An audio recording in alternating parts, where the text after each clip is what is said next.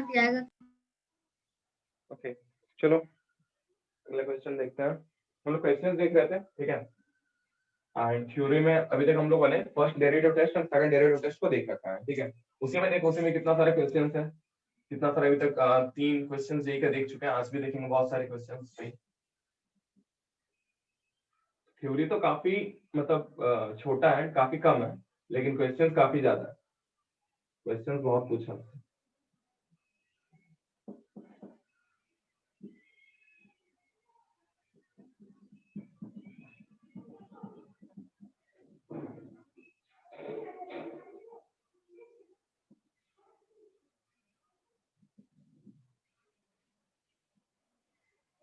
तो अगला एक एडवांस के क्वेश्चन स्टार्ट करते हैं।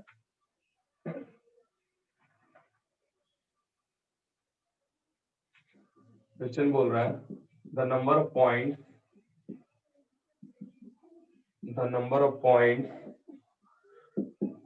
इन माइनस इंफिनिटी से इंफिनिटी फॉर विच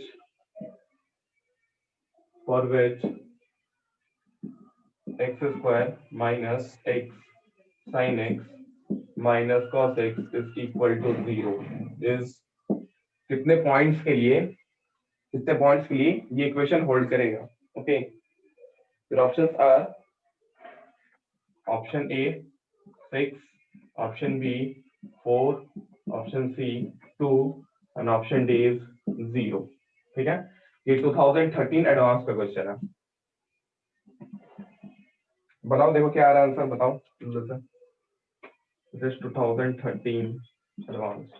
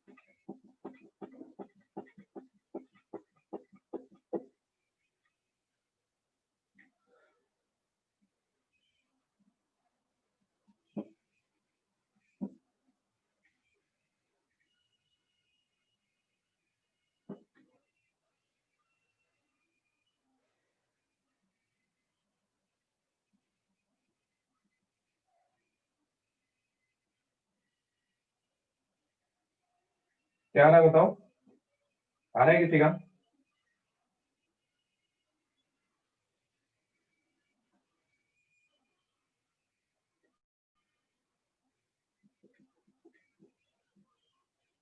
आ रहा है किसी का?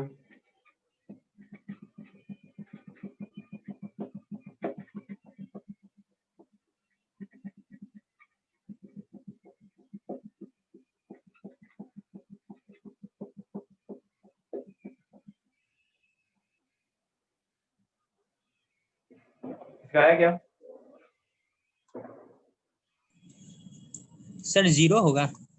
0 आ रहा है आंसर। अच्छा ओके, बाकी और कोई बताओ, बाकी और किसी का आ रहा है? सौरभ क्या आ रहा है?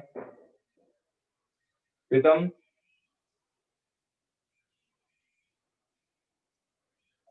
क्या आ रहा है बताओ?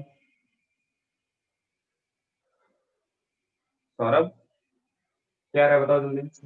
Option C. Option C, okay. एक सौरभ बोल रहा ऑप्शन सी, बलराज बोल रहा ऑप्शन डी। अच्छा ओके, और किसी का? यश क्या आ रहा है? यश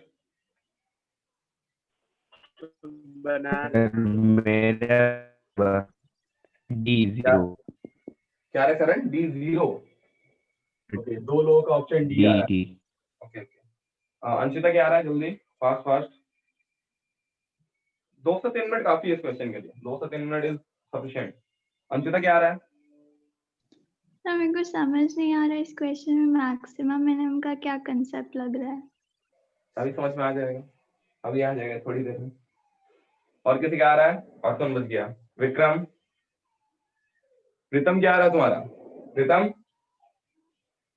सर नहीं आया अभी तक। अभी तक नहीं आया? चलो ठीक है, देखते हैं। मुझे निकालना है, मतलब ये एक्सप्रेशन कब जीरो, किस एक्स के लिए, कितने एक्स के लिए, कितने एक्स के लिए, माइनस इंफिनिटी से इंफिनिटी, मतलब for all real numbers, for all real numbers के लिए मुझे बताना है कि ये इक्वेशन जीरो कब होगा। ठीक है, कितने मतलब वैल्यूज ऑफ एक्स के लिए, क्वेश्चन यही है, कितने वैल्यूज ऑफ एक्स के लिए ये जीरो होगा। ठीक है, तो चलो इसको हम एफ एक्स मान लेते हैं, इसको एफ एक्स मान लेते हैं, x square minus x sine x minus cos x.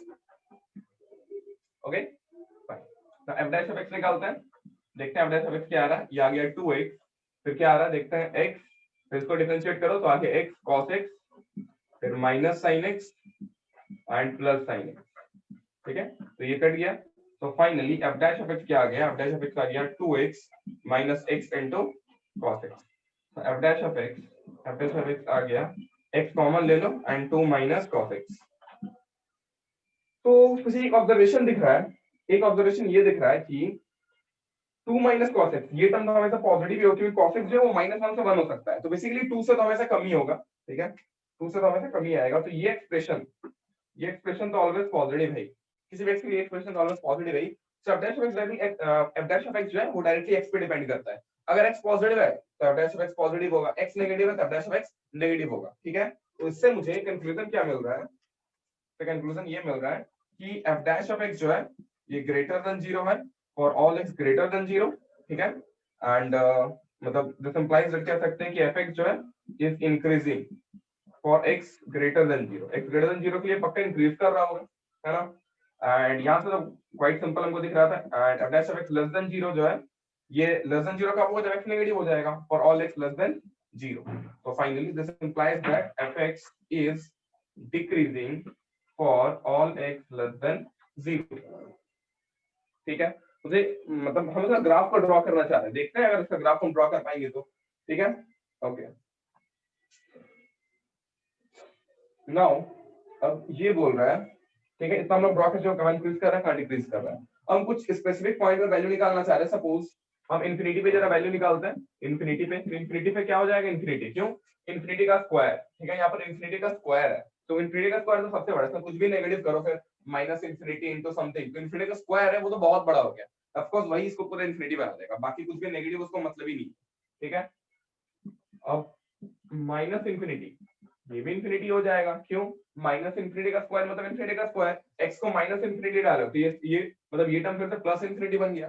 ठीक है, और ये तो साइन माइनस इन्फिनिटी, तो साइन के अंदर माइनस इन्फिनिटी भी तुम डालोगे तो भी ये -1 से लेकर 1 तक ही रह पाएगी, ये तो बाउंडेड है अपना, ये तो अपना बाउंडेड है, ये तो रिस्ट्रिक्टेड है। ठीक है, और बाकी ये भी रिस्ट्रिक्टेड है, तो बेसिकली ये फिर से इन्फिनिटी बन जाएगा, ये फिर से इन्फिनिटी बन जाएगा माइनस इन्फिनिटी डालने पर भी। ओके, चलो ठीक है, अब और कुछ मान लो जीरो पर वैल्यू निकाल लेते हैं, क्योंकि जीरो एक मेरा पॉइंट आ रहा है जहां पर उसका मोनोटोनिक फीचर चेंज हो रहा है, तो चलो जीरो पर निकाल लेते हैं, ऐसे भी जीरो पर निकालते हैं तो थोड़ा दिखता है कि वो एक्स एक्स मतलब वो कहां पर काट रहा है, वाई एक्सिस कहां पर काट रहा है, तो एक्स जीरो पर देख रहे हैं, एक्स जीरो पर वैल्यू क्या मिल रहा है, एक्स जीरो पर वैल्यू -1 मिल जा रहा है, एक्स जीरो पर जो है वैल्यू -1 मिल रहा है। ठीक है, इतना इन्फॉर्मेशन काफी है, आई थिंक इतना आई थिंक इन्फॉर्मेशन काफी है मेरे लिए। तो अब क्या करता है, ये जीरो हो गया। ठीक है, अब ये बोल रहा है कि x ग्रेटर देन जीरो के लिए, x ग्रेटर देन जीरो के लिए ये इंक्रीज कर रहा है और x लेस देन जीरो के लिए डिक्रीज कर रहा है। तो अब मुझे ये भी पता है कि f ऑफ 0 -1 है, तो ये -1 से स्टार्ट कर रहा होगा, ऐसे ये इंक्रीज कर रहा है, ऐसे जीरो से बाद में इंक्रीज कर रहा है, एंड इससे पहले ये डिक्रीज कर रहा है, और ये देख लो इन्फिनिटी में इन्फिनिटी में हो रहा है, जब इधर इन्फिनिटी तो उधर की इन्फिनिटी चल जाएगी, और माइनस इन्फिनिटी में भी माइनस मतलब इन्फिनिटी से आ रहा होगा, इधर ये इन्फिनिटी से आ रहा होगा, इधर ऐसा कहीं इन्फिनिटी से आ रहा होगा। ठीक है, तो ऐसा कुछ का कर्व बनेगा, ये हो गया fx। ठीक है, अब बोल रहे कि fx इज इक्वल टू 0, तो y इज इक्वल टू 0 का लाइन, ये basically y is equal to 0 का लाइन मतलब x एक्सिस, x एक्सिस कितनी बार इसको काट रहा है, इसका मतलब 2 बार। समझ में आया सबको, समझ में आया सबको, इसमें क्या मुश्किल लगा तुम लोगों को, बताओ क्या मुश्किल था, सिंपल सा इसका ग्राफ ड्रॉ कर दे पता चल जाता है ना, क्वाइट अ सिंपल क्वेश्चन, कुछ मुश्किल नहीं है, सिंपल ग्राफ ड्रॉ करके तुम्हें पता चल जाता। अंशुल समझ में आया कैसे कैलकुलस की हेल्प लेके हम लोग इस तरह का ग्राफ को ड्रॉ कर सकते हैं। Yes, sir. So this implies that two solutions. दो सॉल्यूशंस हो जाए क्योंकि एक्सेस तो दो बार काट रहा है. Two solution. क्लियर है? वेरी गुड सौरभ, बिल्कुल सही आंसर बताए थे. Two is the correct answer. ऐसे ही बनाया था सौरभ? हाँ सर, ऐसे ही बनाया. Very good, very nice. चलो आगे देखते हैं, नोट कर लो काफी लोग, आगे देखते हैं फिर.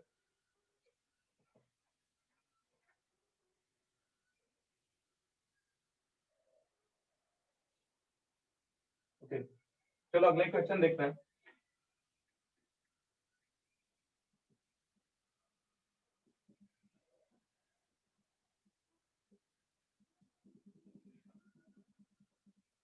अगला आईटीआई क्वेश्चन तो नहीं है लेकिन उसका कांसेप्ट काफी इंपॉर्टेंट है. ठीक है, तो चलो देखते हैं. बोल रहा है द स्मॉलेस्ट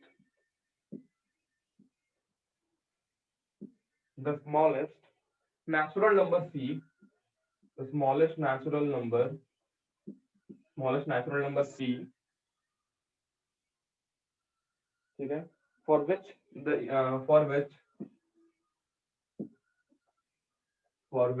equation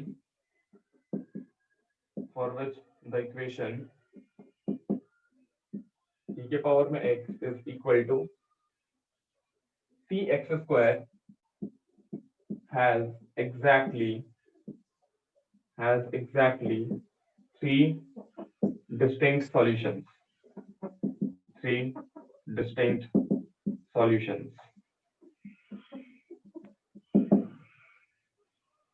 ऐसा क्वेश्चन आईटी में पूछा हुआ है. ठीक है, वो भी हम लोग क्वेश्चन को देखेंगे. ऐसा क्वेश्चन आईटी में भी पूछा हुआ है, हम लोग वो भी देखेंगे, वो उस क्वेश्चन को भी देखेंगे. So options are 1, option B is 2, option C is 3 and option D is 4. ठीक है, एक तुम्हारे पास इक्वेशन दिया हुआ e के पावर में x is equal to cx square. ठीक है, एक तुम्हारे पास इक्वेशन दे दी e के पावर में x is equal to cx square और बोल रहा है इस इक्वेशन का तीन सॉल्यूशन मुझे चाहिए. इस इक्वेशन का तीन सॉल्यूशन चाहिए तो c का बहुत सारा वैल्यू हो सकता है. ठीक है, बोला सबसे स्मॉलेस्ट नेचुरल नंबर क्या होगा जिसके लिए ये कंडीशन ट्रू होगा. नाउ एक चीज तो बहुत क्लियर है कि जब भी तुम्हारे पास दो अलग अलग तरह के ग्राफ मिल जाएगा, जो दो अलग अलग तरह का ग्राफ मिलेगा, जैसे यहाँ पर e के पावर में x है, मतलब एक एक्सपोनेंशियल एक अलजेब्रिक है. जब भी तुम्हारे पास दो अलग अलग तरह के ग्राफ मिल जाएंगे तो हमेशा ध्यान रखना है कि तुम्हें ग्राफ और कैलकुलस का हेल्प लेना है. ठीक है, तुम्हें ग्राफ का मतलब वो डायरेक्टली सिंपल अलजेब्रा से सॉल्व नहीं होगा. ठीक है, जैसे अगर कोई एक पॉलिनोमियल फंक्शन है तो हो सकता है वो हो जाता, कुछ तुम लॉजिक लगा के कर लेते. ठीक है, सिंपल मैथमेटिक्स लगा कर लेते, लेकिन जब भी दो अलग अलग तरह का फंक्शन आएगा तब तुम्हें वहां पर ग्राफ को यूज करना ही पड़ेगा. ध्यान रखना. ठीक है, ग्राफ एंड कैलकुलस का भी हेल्प मतलब यूज आएगा और ग्राफ को तो यूज करना ही पड़ेगा. तो चलो बताओ क्या आ रहा है.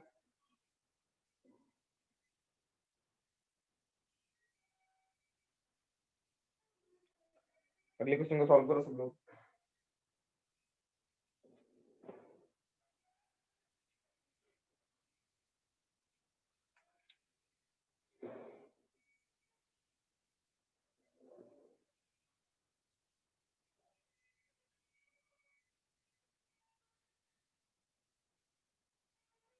क्या है बताओ, जल्दी बताओ.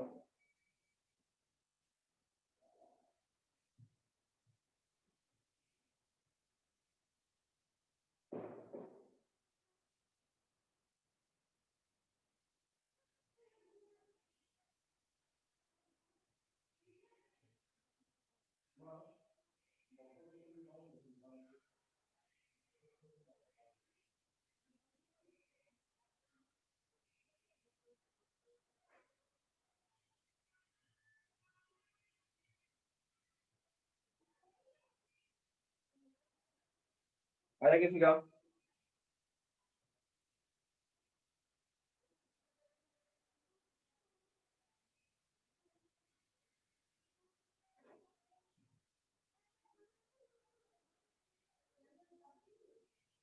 हाँ हाँ,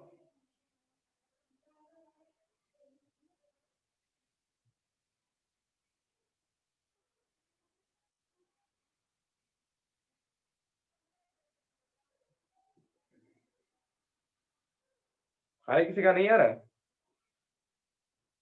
ओके चलो ठीक है, देखते हैं सॉल्व होगा किसी का क्या.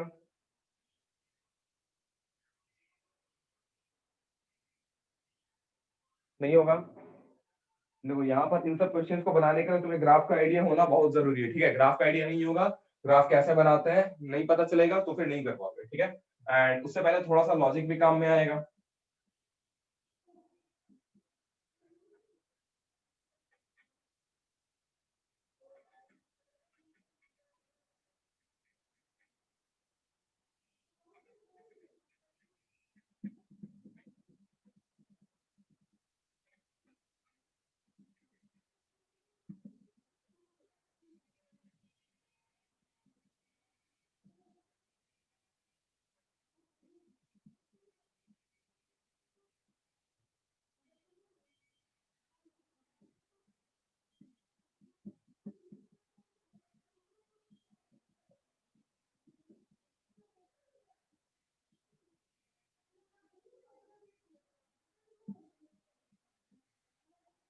नहीं आया किसी का?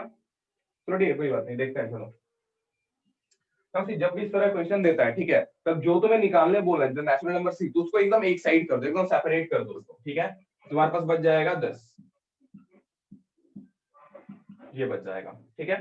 अब हम ये निकालेंगे कि इस इक्वेशन का, this equation is equal to C, कितना इसका सॉल्यूशन है, मतलब इसका 3 सॉल्यूशंस, मतलब कौन से सी के लिए होगा, ठीक है। तो किस रेंज ऑफ सी के लिए होगा कि इसका 3 सॉल्यूशन आ जाएगा, मतलब इन दोनों ग्राफ का 3 सॉल्यूशन आएगा, मुझे वही देखना है, ठीक है। चलो इसको एफ मान लेते हैं, इसको एफ मान लिया। अब मेरे पास सी का कोई दिक्कत नहीं है, इसको हम एफ मान चुके हैं, ठीक है। इसका ग्राफ हम ड्रॉ कर लेते हैं और देख लेंगे y is equal to C, ये y is equal to C है, तो y is equal to C line के साथ इसका कितना इंटरसेक्शन है, ठीक है, या फिर इसका 3 इंटरसेक्शन मुझे कहां पर मिलेगा, ठीक है। मुझे c को किस रेंज पर रखना है ताकि मुझे 3 इंटरसेक्शन मिल जाए, ठीक है। चलो देखते हैं। f(x) दिया e के पावर में x by x स्क्वायर, तो ग्राफ को ड्रॉ करने के लिए क्या करेंगे, सबसे पहले of course f dash of x निकालते हैं एंड देखते हैं कि वहां वो कहां पर इंक्रीज करता है, कहां पर डिक्रीज करता है। चलो करते हैं। तो f डैश ऑफ x क्या आ रहा है, इसको कांस्टेंट रखें, इसको डिफरेंशिएशन, फिर इसका डिफरेंशिएशन, इसको कांस्टेंट, डिवाइडेड बाई x के पावर में 4, ठीक है।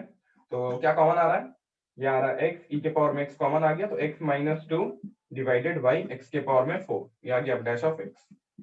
एक एक x को काट देते हैं, तो f डैश ऑफ x क्या है, e के पावर में x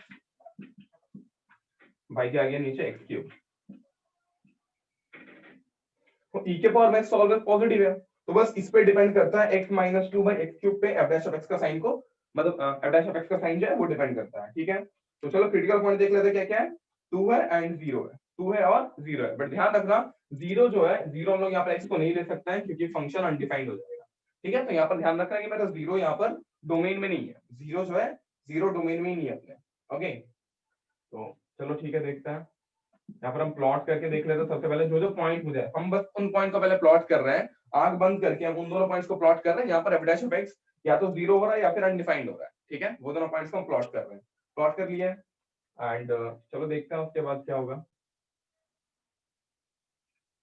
क्या हो रहा है, यहाँ पॉजिटिव, यहाँ पॉजिटिव, यहाँ नेगेटिव, यहाँ नेगेटिव, ओके। तो यहाँ पर ये पता चल रहा है कि मुझे f dash of x greater than 0 कब मिलेगा, f डैश ऑफ x जो है ये ग्रेटर देन 0 कब मिलेगा, for all x belonging to, कहां से कहां तक देख लो, माइनस इन्फिनिटी से 0 यूनियन 2 से इन्फिनिटी।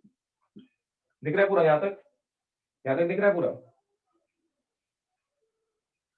हाँ सर। ओके। तो f डैश ऑफ x जो है ये लेस देन 0 कब हो रहा है, for all x belonging to 0 से लेकर के 2, ये देख लो f डैश ऑफ x इस रेंज में नेगेटिव हो रहा है, ठीक है, ओके। तो मुझे कुछ तो पता चला कि ये कहां पर इंक्रीज करेगा, कहां पर डिक्रीज करेगा, okay. And f dash of x 0 कहां पर हो रहा है, 0 हो रहा है 2 पर, f डैश ऑफ x जो है वो 0 कहां पर हो रहा है, 2 पर, मतलब 2 पर या तो मिनिमम होगा या तो मैक्सिमम होगा। हमको इतना आइडिया हो रहा है कि 2 जो है वो पॉइंट ऑफ मिनिमम होगा, ये पॉइंट ऑफ मैक्सिमम होगा, ठीक है। मुझे यहाँ से क्या पता चल रहा है कि 2 पर क्या हो रहा है, देख लो 2 पर क्या हो रहा है, ये नेगेटिव से पॉजिटिव जा रहा है, 2 पर क्या हो रहा है, 2 पर ये नेगेटिव से पॉजिटिव जा रहा है, तो इसका मतलब क्या हो रहा है, स्लोप जो है ये f डैश ऑफ x का ये है, f डैश ऑफ x का साइन स्कीम है, तो 2 पर क्या हो रहा है, नेगेटिव से पॉजिटिव जा रहा है, मतलब क्या हो रहा है, मिनिमा। क्या हो रहा है, स्लोप नेगेटिव से पॉजिटिव जा रहा है, मतलब क्या है, मिनिमा का पॉइंट है, ठीक है, ओके। अपना लोकल मिनिमा का पॉइंट है, तो x इक्वल टू 2 जो है is the point of local minima, is the point of local minima, तो लोकल मिनिमा का पॉइंट मिल गया मुझे, फाइन। एंड जीरो पर क्या हो रहा है, ठीक है। अब ना जीरो पर यहाँ पर अगर तुम्हें ऐसा कुछ लग रहा है कि जीरो पर मैक्सिमम मिनिमम कुछ हो रहा है, तो तुम ऐसा सोच रहे हो कि जीरो पर भी हो रहा है कि स्लोप मतलब एफ डैश ऑफ एक्स जो है वो पॉजिटिव से नेगेटिव जा रहा है, मतलब स्लोप पॉजिटिव से नेगेटिव जा रहा है, तो क्या इस पॉइंट पर मैक्सिमम होगा? नहीं, इस पॉइंट पर मैक्सिमम नहीं होगा। क्यों नहीं होगा? क्योंकि जीरो अपने डोमेन में ही नहीं है, जीरो को तो हम ले ही नहीं सकते, जीरो का फंक्शन ही डिफाइंड नहीं है, तो मैक्सिमम मिनिमम कहां से होगा? अरे मैक्सिमम मिनिमम वहां पर होता है जहां पर फंक्शन डिफाइंड होता है, यहाँ तो फंक्शन ही डिफाइंड नहीं है जीरो पर, तो जीरो पर कुछ भी नहीं है, ठीक है। जीरो पर कुछ भी नहीं है, जीरो पर जो तुम्हें दिख रहा है या जीरो पर मैक्सिमम मिनिमम होना चाहिए, नहीं, वो नहीं होगा। क्यों? क्योंकि उसको डोमेन में नहीं है, ठीक है। ध्यान रखना इस बात का, क्योंकि डोमेन में नहीं है, अदरवाइज कोई प्रॉब्लम नहीं होता। अगर डोमेन में होता ना तो कोई दिक्कत नहीं होता, लेकिन क्योंकि डोमेन भी नहीं है तो वहां पर हम कुछ देखेंगे नहीं कि मैक्सिमम है या मिनिमम है, क्योंकि फंक्शन डिफाइंड ही नहीं है वहां पर, पहली बात, ठीक है। हम लोग क्या करते हैं, इतना काम करने के बाद हमने ये देख लिया कि फंक्शन का इंक्रीज कर रहा है, हमने ये देख लिया फंक्शन का डिक्रीज कर रहा है, एंड पॉइंट ऑफ मिनिमा या मैक्सिमम मुझे अगर कुछ मिल रहा है तो ठीक है, तो मुझे मिल गया, मुझे दिख रहा था कि 2 पर जो है स्लोप नेगेटिव से पॉजिटिव जा रहा है, स्लोप नेगेटिव से पॉजिटिव मतलब मिनिमा है यहाँ पर, ठीक है। नाउ हम लोग क्या करते हैं, हमेशा इन्फिनिटी और माइनस इन्फिनिटी पे निकालते हैं वैल्यू फंक्शन का, तो चलो एक बार निकाल के देखते हैं। बताओ इन्फिनिटी और माइनस इन्फिनिटी पे वैल्यू क्या हो जाएगा, कोई बताओ जल्दी से। तो ऑफकोर्स इन्फिनिटी डालेंगे तो e की पावर में इन्फिनिटी बाय इन्फिनिटी, तो इन्फिनिटी बाय इन्फिनिटी फॉर्म आ रहा है, ठीक है। तो f ऑफ इन्फिनिटी जो है बेसिकली मुझे लिमिट सॉल्व करना पड़ेगा, है ना, लिमिट एक्सटेंडिंग इन्फिनिटी, क्योंकि डायरेक्टली इन्फिनिटी डालेंगे तो इन्फिनिटी बाय इन्फिनिटी फॉर्म आ रहा है, क्या है मुझे पता ही नहीं चल रहा है, इसलिए मुझे सर लिमिट इन्फिनिटी ही सॉल्व आएगा करते सर, हैं। ये हां इन्फिनिटी ही आएगा सर। ओके चलो देखते हैं क्या आएगा। तो लिमिट एक्सटेंडिंग इन्फिनिटी e की पावर में x बाय x स्क्वायर, ठीक है। तो क्योंकि इन्फिनिटी बाय इन्फिनिटी फॉर्म है तो हम लोग लॉपिटल्स लगा सकते हैं। तो लॉपिटल्स क्या बोलता है कि ऊपर नीचे डिफरेंशिएट कर दो, तो डिफरेंशिएट कर दो तो e की पावर में x बाय 2x, ठीक है। अभी भी इन्फिनिटी बाय इन्फिनिटी फॉर्म है, अभी भी गया नहीं, तो फिर से डिफरेंशिएट करेंगे हम लोग, फिर से डिफरेंशिएट करेंगे, तो e के पावर में x बाई 2, ठीक है। ऊपर नीचे डिफरेंशिएट किए और हम लोग यहाँ पर इन्फिनिटी डाल सकते हैं, इन्फिनिटी डाल दो। अब इन्फिनिटी डालने मुझे पता चल रहा है कि इन्फिनिटी है, अच्छा, और f ऑफ इन्फिनिटी इन्फिनिटी है, मतलब जब तुम x में इन्फिनिटी मूव करोगे तो y में भी इन्फिनिटी जाएगा वो, ठीक है। चलो इतना पता चल गया। अब हम यहाँ पर f ऑफ माइनस इन्फिनिटी निकालना चाह रहे हैं, वो बताओ क्या आएगा, जल्दी से बताओ। f ऑफ माइनस इन्फिनिटी क्या आएगा? Sir zero. जीरो आएगा ऑफ कोर्स, है ना। अब उसके लिए मुझे कुछ लिमिट वगैरह सॉल्व ज्यादा करने की जरूरत है नहीं, क्योंकि जब हम f ऑफ माइनस इन्फिनिटी निकालेंगे, ठीक है, f ऑफ माइनस इन्फिनिटी निकालेंगे तो ये क्या आ जाएगा, डायरेक्टली हम वैल्यू डाल के देखते हैं, e के power minus infinity by infinity का स्क्वायर, तो क्या आ जाएगा 1 बाय e के पावर में इन्फिनिटी इनटू इन्फिनिटी का स्क्वायर, तो e के पावर में इन्फिनिटी इन्फिनिटी इन्फिनिटी का स्क्वायर इन्फिनिटी, तो 1 by infinity basically 1 by infinity, तो 1 बाय इन्फिनिटी क्या हो जाएगा, 0 हो जाएगा, तो इसका मतलब ये 0 को टेंड करेगा, f ऑफ माइनस इन्फिनिटी जो है ये अप्रॉक्स 0 होगा, ओके। एंड हम यहाँ पर अभी ये भी निकाल चुके हैं कि f ऑफ इन्फिनिटी जो है ये हम निकाल चुके हैं, ये इन्फिनिटी है, और एक बार f ऑफ 2 जरा निकाल लेते हैं, क्योंकि 2 मुझे मतलब 2 जो है 2 मेरा पॉइंट ऑफ मिनिमा आ रहा है, तो 2 पर निकाल लेते हैं वैल्यू, 2 पर क्या आ जाएगा, 2 पर आ जाएगा e स्क्वायर बाई 4 फंक्शन का वैल्यू, ठीक है। बस अब मेरा काम हो चुका, हम लोग ग्राफ ड्रॉ करने के लिए रेडी है।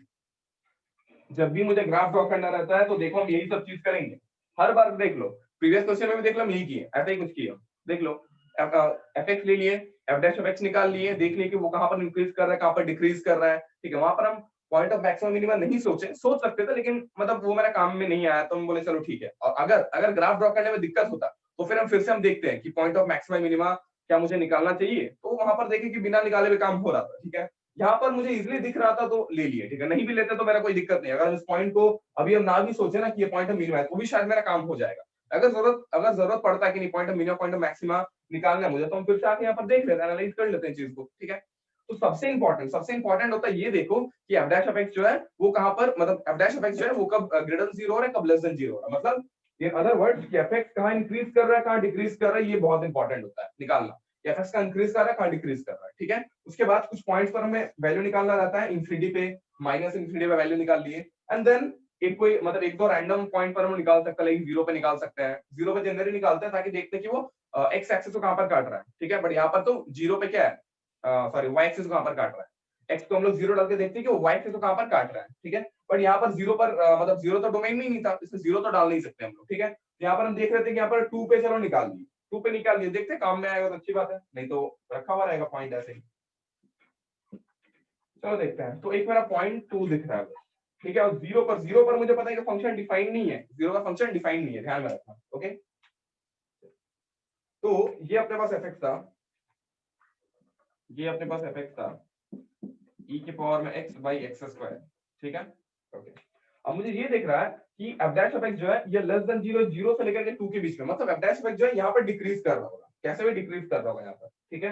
एंड मुझे पता है कि 0 पर अगर हम जस्ट 0 के बाद देखेंगे तो 0 के बाद इसका वैल्यू क्या हो जाएगा, 0 पर तो अनडिफाइंड है, लेकिन जस्ट अगर हम बोले कि 0 प्लस f(x) का वैल्यू क्या हो जाएगा, जस्ट 0 प्लस, तो 0 डाल के देखो ना, e के पावर में 0 मतलब e के पावर में 0 प्लस डालना है, जस्ट 0 से थोड़ा ज्यादा, तो e के पावर में 0 प्लस बाई इधर 0 प्लस, तो क्या हो गया, इन्फिनिटी हो गया ना, इन्फिनिटी आ गया, तो इधर इन्फिनिटी जाएगा और डिक्रीज करते करते यहाँ पर आ जाएगा कहीं पर, या कहीं आ गया, डिक्रीज करते करते 0 से 2 में डिक्रीज किया, ठीक है। उसके बाद मुझे दिख रहा है कि f dash ग्रेटर देन 0 है 2 से इन्फिनिटी, मतलब 2 से इन्फिनिटी ये फिर इंक्रीज करेगा, इंक्रीज किया, फिर 2 से इन्फिनिटी फिर ये इंक्रीज किया अपना, ठीक है।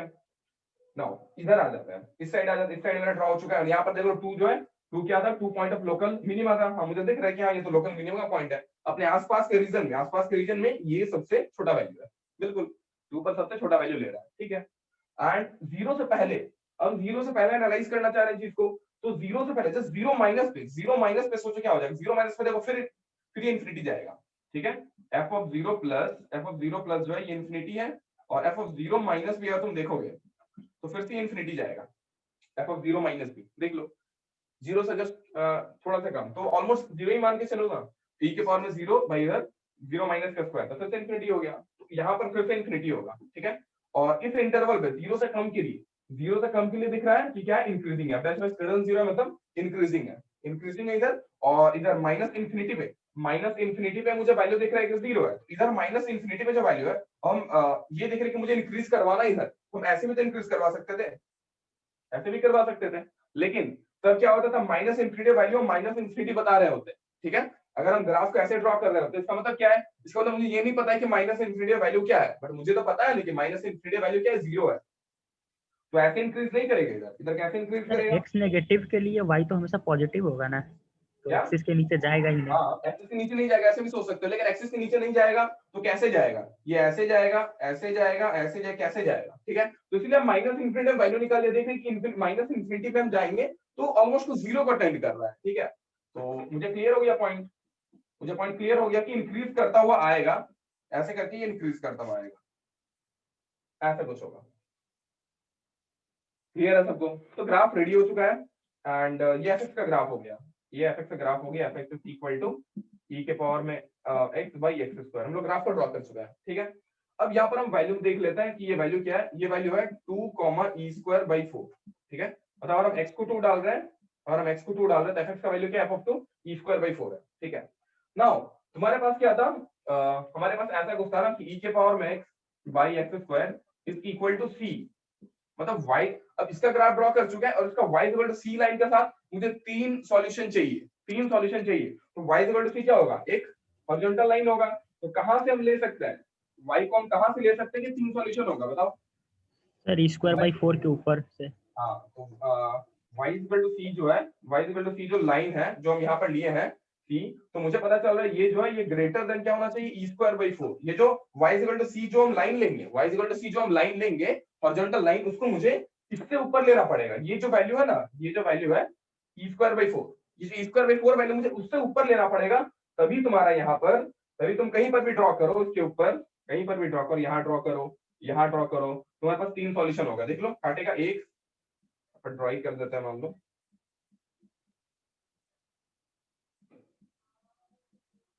ठीक है। तुम्हारे पास 3 सॉल्यूशन मिलेगा, देख लो, ये y इक्वल टू c को ड्रॉ कर रहे हैं, ये भी y इक्वल टू c को ड्रॉ कर रहे हैं, तो देख लो यहाँ पर 1 2 3, यहाँ पर भी 1 2 3 है ना, यहाँ पर भी ड्रॉ करो 1 2 3, तो क्या दिख रहा है कि मुझे अगर 3 सॉल्यूशन चाहिए, तो क्या करना पड़ेगा, y इक्वल टू c को जो है मतलब उसको, मतलब y इक्वल टू c जो हम लिख रहे हैं, वो c जो है वो e²/4 से बड़ा होना चाहिए, ठीक है। e²/4 का मतलब वैल्यू कितना हो जाएगा, अप्रॉक्स e का वैल्यू 2.7 होता है, तो 2.7 का स्क्वायर 2.73 होता है, 2.7 मान के चलो, ठीक है। तो 2.7 का स्क्वायर मतलब 7.29 डिवाइडेड बाय 4 मतलब 1 पॉइंट समथिंग से बड़ा होना चाहिए, मतलब मिनिमम वैल्यू क्या होना चाहिए, c का मिनिमम नेचुरल नंबर बोल रहा था, तो c मिनिमम नेचुरल नंबर क्या होगा, 2, c मिनिमम नेचुरल नंबर क्या हो जाएगा, ऑफ कोर्स 2 हो जाएगा, क्लियर बात सबको। अगर यहाँ पर बोलता है कि मुझे एग्जैक्टली 2 सॉल्यूशन चाहिए, एग्जैक्टली 2 सॉल्यूशन चाहिए, तो फिर सी का क्या होता है? एग्जैक्टली 2 सॉल्यूशन में एग्जैक्टली 2 सॉल्यूशन के कैसे मुझे मिलता है? अगर हम बोलते हैं मुझे एग्जैक्टली 2 सॉल्यूशन चाहिए तो सी का क्या पॉसिबल वैल्यू होना चाहिए था? C1 हो सकता है। या E²/4। हाँ एग्जैक्टली E²/4 होना पड़ेगा। y = c = E²/4। एग्जैक्टली अगर E²/4 से होगा तो उसको टच करता हुआ जाएगा, इधर एक बार काटेगा तो इधर एक दो सॉल्यूशन, तभी दो सॉल्यूशन मिल सकता है। अगर तुम y = c एंड c का वैल्यू को तुम E²/4 लेते हो तभी तुम्हें दो सॉल्यूशन मिलेगा, ठीक है। और अगर मुझे एक सॉल्यूशन चाहिए तो फिर मेरा c का क्या रेंज हो जाता? एक सॉल्यूशन के लिए अगर बोलता मान लो मुझे एक सॉल्यूशन चाहिए तो फिर c का क्या रेंज हो जाता? E²/4 से कम। C कम, E²/4 से छोटा, C less than E²/4। E²/4 से छोटा हो एंड 0 से बड़ा हो, है ना। तब मेरा C रिस्ट्रिक्टेड कैसे होता? क्योंकि अगर 0 से नीचे चल जाओगे तो एक भी सॉल्यूशन नहीं मिलेगा, तो वो हो जाता for no solution. No solution क्या हो जाता कि C को लेस देन 0 ले लो, C को लेस देन 0 ले लो, तब तुम्हें कोई भी सॉल्यूशन नहीं मिलेगा, ठीक है। एक सॉल्यूशन चाहिए तो क्या करो, 0 से बड़ा लो, 0 से बड़ा है E²/4 से छोटा लो, तब यहाँ पर तुम्हें इस रीजन में तुम्हें एक ही सॉल्यूशन मिलेगा। क्लियर हो रहा है सबको? कैसे कि मतलब पूछने का कुछ भी पूछ सकता है, तो हम ये दिखा रहे हैं कि ऐसे करके क्वेश्चन को कुछ भी पूछ सकता है। यहाँ पर तो बोल दिया कि एग्जैक्टली 3 सॉल्यूशन, पूछ सकता था कि एग्जैक्टली 2 सॉल्यूशन चाहिए तो फिर क्या होता? तो हम लोगों ने देखा कि यहाँ पर तब एग्जैक्टली इसको टच करके यहाँ पर टच करके जाना होता, तब यहाँ पर एक सॉल्यूशन, यहाँ पर एक सॉल्यूशन, दो सॉल्यूशन मुझे तब मिलता। तब मुझे exactly y = c and c को मुझे एग्जैक्टली क्या करना पड़ता? E²/4 की इक्वल करना पड़ता, तब मेरे पास यहाँ पर दो सॉल्यूशन आता, ठीक है। अगला केस बोल रहा, मान लो और ऐसा पूछ देता कि मुझे एक ही सॉल्यूशन चाहिए, तो एक सॉल्यूशन के लिए मुझे इस रेंज में y को रखना पड़ता, तो ऐसे करके काटता, मतलब greater than 0 and less than E²/4, ऐसा कुछ। c को मुझे इस रेंज में रखना पड़ता, ग्रेटर देन 0 और E²/4 से छोटा, हाँ 0 से बड़ा और E²/4 से छोटा। एंड अगर मुझे कोई भी सॉल्यूशन नहीं चाहिए, आई वांट नो सॉल्यूशन, उसके लिए c को लेस देन 0 ले लेते हैं, y = c का लाइन होता और c वहां पर लेस देन 0 होता, नीचे तुम मूव करते रहो, नीचे हॉरिजॉन्टल लाइन तुम ड्रॉ करते रहो, कोई भी सॉल्यूशन नहीं मिलता इन दैट केस। सबको क्लियर है? क्लियर है सबको? ये काफी इंपॉर्टेंट सा हाँ, कांसेप्ट है, ठीक है, काफी इंपॉर्टेंट कांसेप्ट है, तो समझो सब लोग अच्छे से। ओके चलो लिख लो, जल्दी से लिख लियो। सर डाउट है हाँ बोलो। सर, e⁻x का ग्राफ और x² का ग्राफ बना के क्यों सॉल्व नहीं किए? तब तुम वहां पर c कैसे मल्टीप्लाई करते? तुमको c के बारे में कैसे पता चलता? सर ऑप्शन से। कैसे पता चलता? कुछ नहीं कर पाते तुम।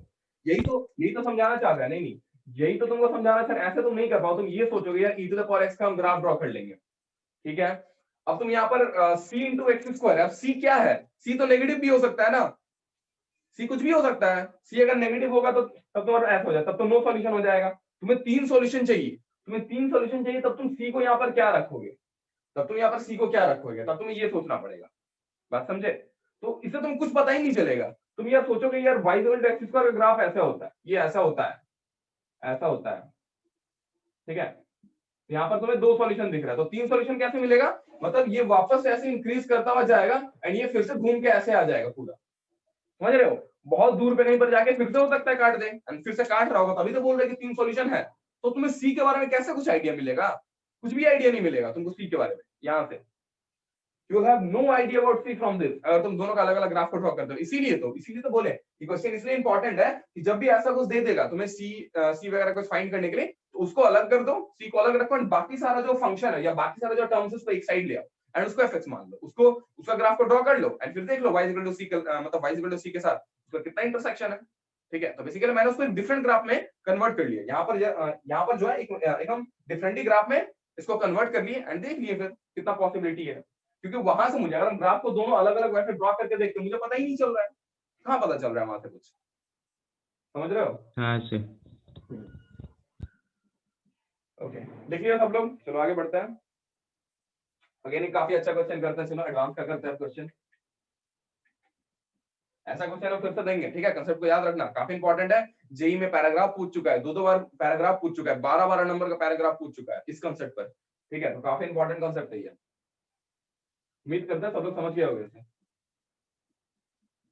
ठीक है। अब एडवांस तो पूछ ही चुका है, तो एडवांस अब फिर से भी पूछ ही सकता है क्वेश्चन को दूसरे फॉर्म में कुछ ले करके, और मेंस अब पूछ सकता है बिल्कुल। जो एडवांस में रिपीट कर देता है वो मेंस कभी भी पूछ सकता है, ठीक है। इसलिए काफी इंपॉर्टेंट हो जाता है सारे कंसेप्ट को जानना कि जो एडवांस में पूछ चुका है 5 चीज में। तो इस तरह का क्वेश्चन बिल्कुल पूछ चुका है, तो वो हम लोग भी वो भी देखेंगे, इस तरह क्वेश्चन जो एग्जैक्टली था वो भी देखेंगे। चलो फिलहाल एक अगले क्वेश्चन को देखते हैं। काफी अच्छा क्वेश्चन है, ट्रिकी क्वेश्चन है, अगर ट्रिक समझ गए तो बहुत जल्दी कर लोगे। ठीक है, चलो बनाओ इसे।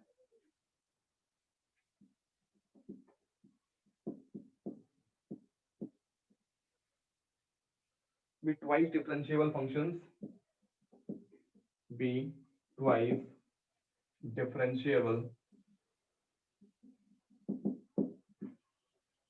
be twice differentiable functions। Date क्या है, 19 या 20? सर 20। ओके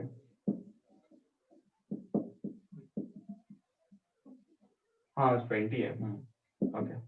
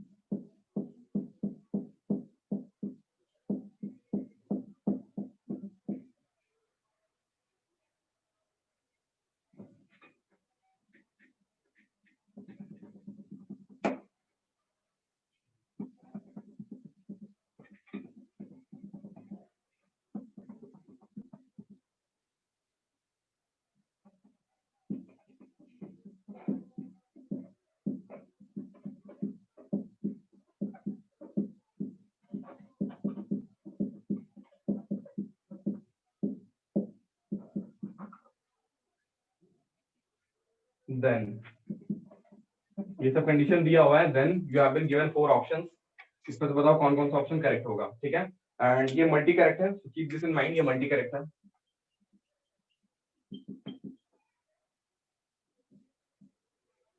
एंड ये 2016 एडवांस में आया हुआ था।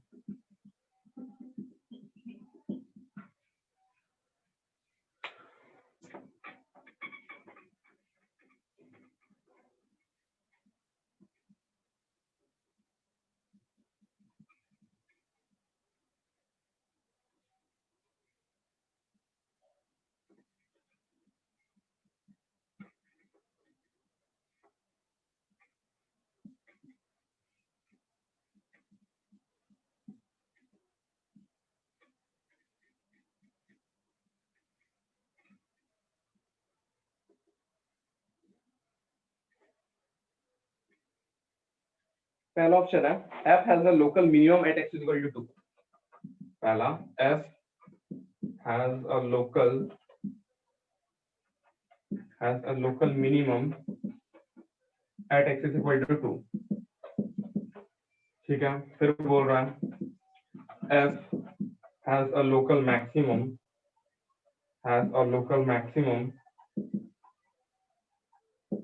at x is equal to 2।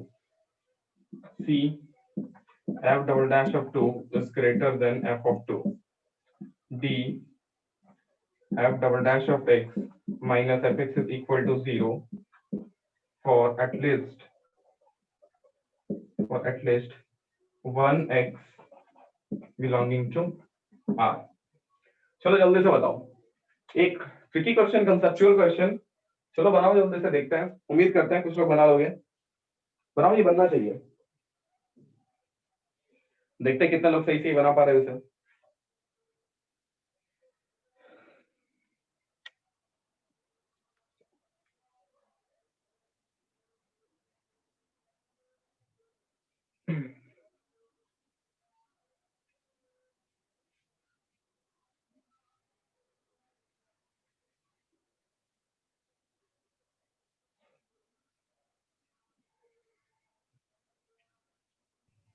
Sir option D सही है, बाकी चेक कर लेते हैं। ऑप्शन डी सही है, मल्टी करेक्ट है, सब एक ही।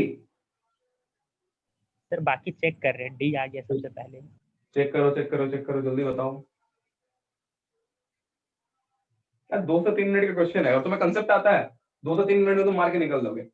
बहुत मतलब कंसेप्चुअल क्वेश्चन है, ठीक है, बहुत ज्यादा कैलकुलेशन वगैरह नहीं है, कंसेप्ट आता है, 2 से 3 मिनट में सॉल्व करके आराम से आगे बढ़ जाओगे। 2016 इस टाइम पैटर्न था +4 -2, एक भी गलत मारे तो गए -2। कितना खतरनाक पैटर्न था, सोच रहे हो? +4 -2, एक भी तुम कम भी मारे हो, मान लो इसका आंसर है बी, मान लो इसका आंसर है ABD या ABD तो नहीं हो सकता है, मान लो ऐसा कुछ रहता, मान लो BCD ऑप्शन रहता, मान लो BCD ऑप्शन रहता, तुमसे B और C मारे होते ना तो भी -2, एक छूटा तो भी -2। तो गजब, मतलब बहुत खतरनाक पैटर्न रख दिया था उस साल। 2015-16 2 साल, 17 भी शायद था,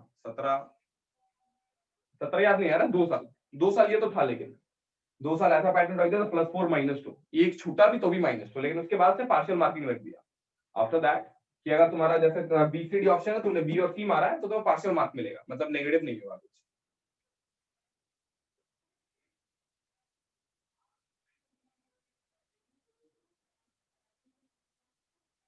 चलो बताओ।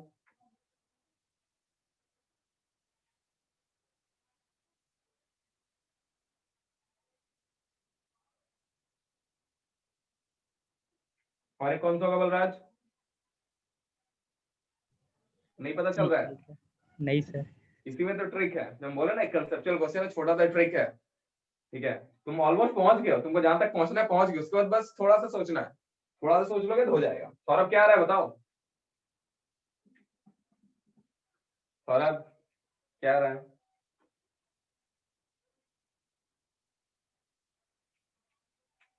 सर मेरा भी डी आ गया। डी आ गया, अच्छा ओके, डी आ रहा है, एक ऑप्शन आ रहा है डी। बाकी बाकी बाकी इस साल 3 मार के निकल जाते हैं ना, -2 मिल जाता, और भी है क्योंकि मोर देन 1 एंड और भी ऑप्शन करेक्ट है।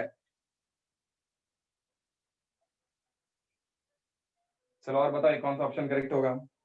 तो आईआईटी कभी भी, आईआईटी किसी भी साल कुछ भी पैटर्न रख सकता है, ठीक है, किसी भी साल वो कुछ भी कर सकता है, एंड वो आईआईटी को जो प्रायर इन्फॉर्मेशन नहीं देता है, लाइक मेंस जैसा प्रायर इन्फॉर्मेशन देता है, 90 क्वेश्चंस रहेगा, उसमें 75 मतलब करना है, 15 ऑप्शन, एडवांस कुछ भी नहीं देगा, कुछ भी नहीं। पहले पता है जो जब 2014-15 में एडवांस होता था तो 540 नंबर का होता था क्लास, 540 नंबर का, फिर उसके एक दो साल के बाद 372 कर दिया, फिर उसके 1-2 साल के बाद 480 कर दिया। तो कभी भी कुछ भी कर सकता है, पैटर्न बदल देगा, नंबर ऑफ क्वेश्चन बढ़ा देगा, फुल मार्क्स कोई बदल देगा, कुछ भी कर सकता है, कुछ भी कर सकता है, ठीक है। तो you will have to be well prepared. चलो बताओ क्या आ रहा है, और आ रहा है किसी का? यस कुछ आ रहा है? नहीं सर, नहीं आ रहा है। अंशिता, अंशिता क्या होगा, समझ भी नहीं आ रहा सर CD। सीडी तो बड़ा ही इलॉजिकल आंसर है, अगर तुम सही से बनाते तो तुम सी और डी कभी नहीं बोलते, सही से बनाते तो सी और डी नहीं बोलते तुम, क्योंकि एकदम इलॉजिकल सा बात है। और किसी का आ रहा है? अंशिता? कुछ नहीं आ रहा है। ओके चलो कोई बात नहीं, देखते हैं। सर वो सब G मुश्किल ऑफ नहीं है, 2 देखो है मैंने कि बताया। G'(2) ऐसे, वो G ऑफ 2 है। कौन ये? हाँ सर। G ऑफ 2 0 है और G'(2) बोल रहे 0 नहीं है। देखो बलराज, यहाँ तक आके अगर अगला ऑप्शन नहीं मार पाए ना तो बहुत मिस्टेक होगा, देख लेना तुम कहाँ पर आके रुक गए थे, तुम और प्रीतम दोनों ही। खुद अफसोस होगा कि यार यहाँ पर आके हम क्यों नहीं सोच पाए, यहाँ पर आके मेरा ध्यान कहाँ रह गया। तो आईटी कभी कभी बहुत छोटा छोटा ट्रिक दे देता है, जो कि तुमको बहुत ध्यान से चलना पड़ेगा, ठीक है। चलो देखते हैं कैसे इस क्वेश्चन को हम लोग सॉल्व करेंगे। सबसे पहले तो मुझे लिमिट से स्टार्ट करना पड़ेगा, ठीक है, ऑफ कोर्स मुझे लिमिट से ही आगे बढ़ना पड़ेगा, बाकी तो और क्या करेंगे, लिमिट से ही आगे बढ़ना पड़ेगा, ठीक है। तो सबसे पहले हम ये देख रहे हैं, हम x को 2 डाल देंगे, डायरेक्ट सब्स्टिट्यूट करके देखते हैं क्या आ रहा है। x को 2 डालेगा तो क्या आएगा, f of 2 g of 2, तो g of 2 तो 0 है, तो ये ऊपर वाले फैक्टर को 0 बना दिया, ठीक है, ऊपर वाले फैक्टर को 0 बना दिया। एग्जैक्ट 0 नहीं बनाएगा, टेंडिंग टू 0 होगा। क्यों टेंडिंग टू 0 होगा? क्योंकि हम एग्जैक्ट 2 कहां डाल रहे हैं, हम लोग टेंडिंग टू 2 डाल रहे हैं ना, एग्जैक्ट 2 पे वैल्यू 0 है, लेकिन टेंडिंग टू 2 पे डाल रहे हैं, मतलब टेंडिंग टू 0 होगा। ऊपर में क्या होगा, ऊपर में टेंडिंग टू 0 हो रहा है, ठीक है। नीचे नीचे जब टेंडिंग टू 2 डालेंगे क्या F dash of 2 G dash of 2, तो एफ डैश ऑफ 2 क्या है, एफ डैश ऑफ 2 0 है, एफ डैश ऑफ 2 0 है, लेकिन यहाँ पर x टेंडिंग टू 2 है, मतलब यहाँ पर टेंडिंग टू 0 होगा, तो ऊपर में भी टेंडिंग टू 0 नीचे भी टेंडिंग टू 0, ठीक है, तो 0/0 फॉर्म आ चुका है बेसिकली।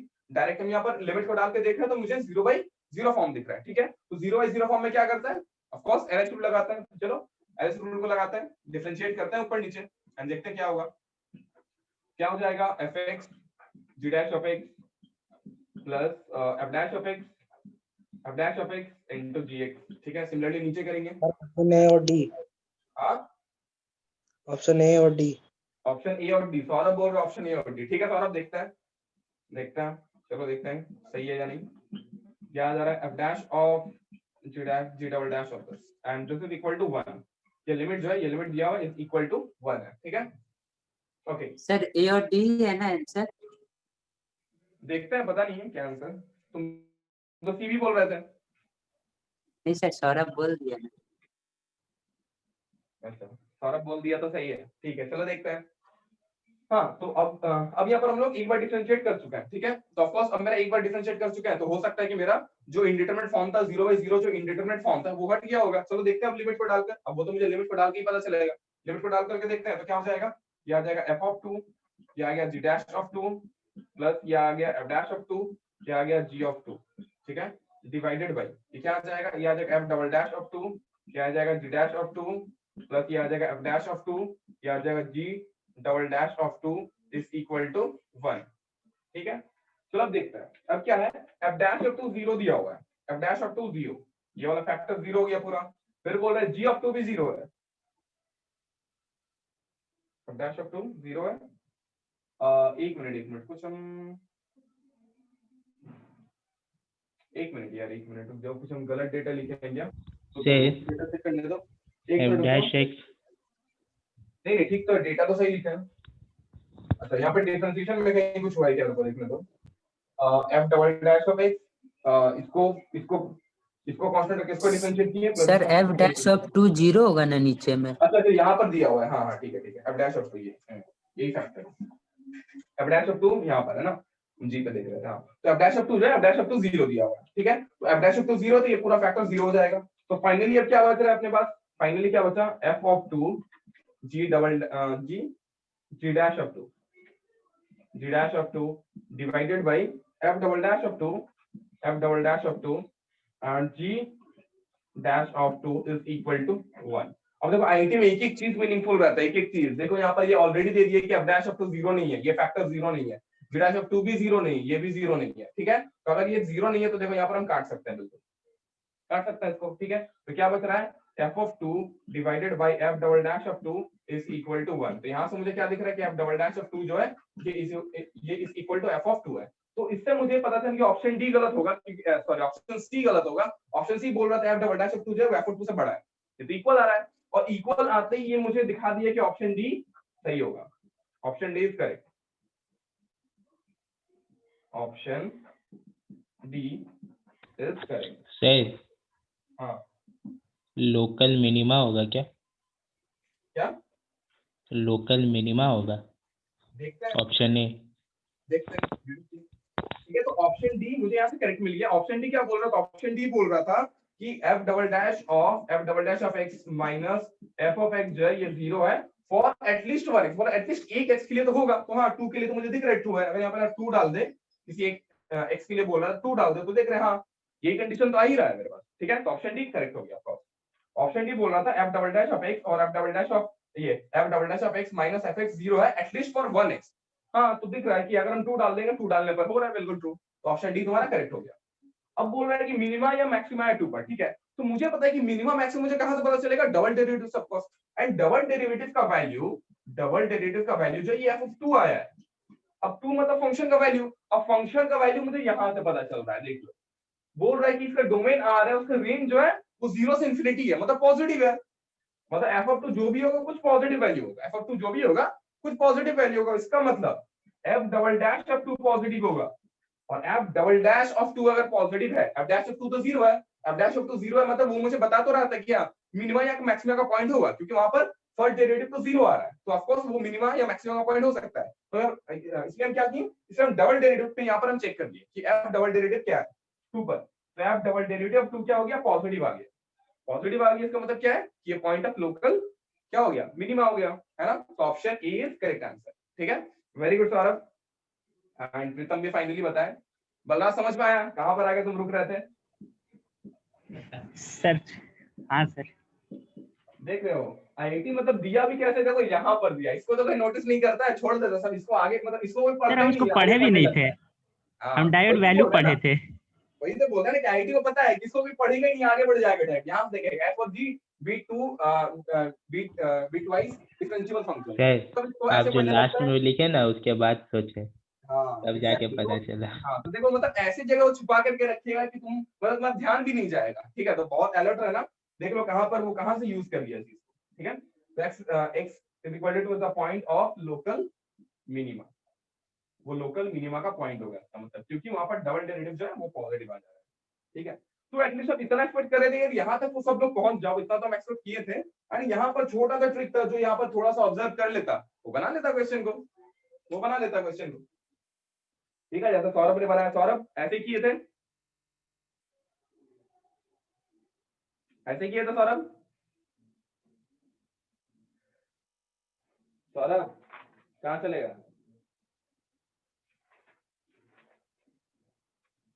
सौरभ कहाँ चले गए तुम? ओके चलो ठीक है, सबको समझ में आया, सबको समझ में आया ना, ये अंशिता समझ में आ गया? हाँ सर। ओके चलो आगे बढ़ते हैं।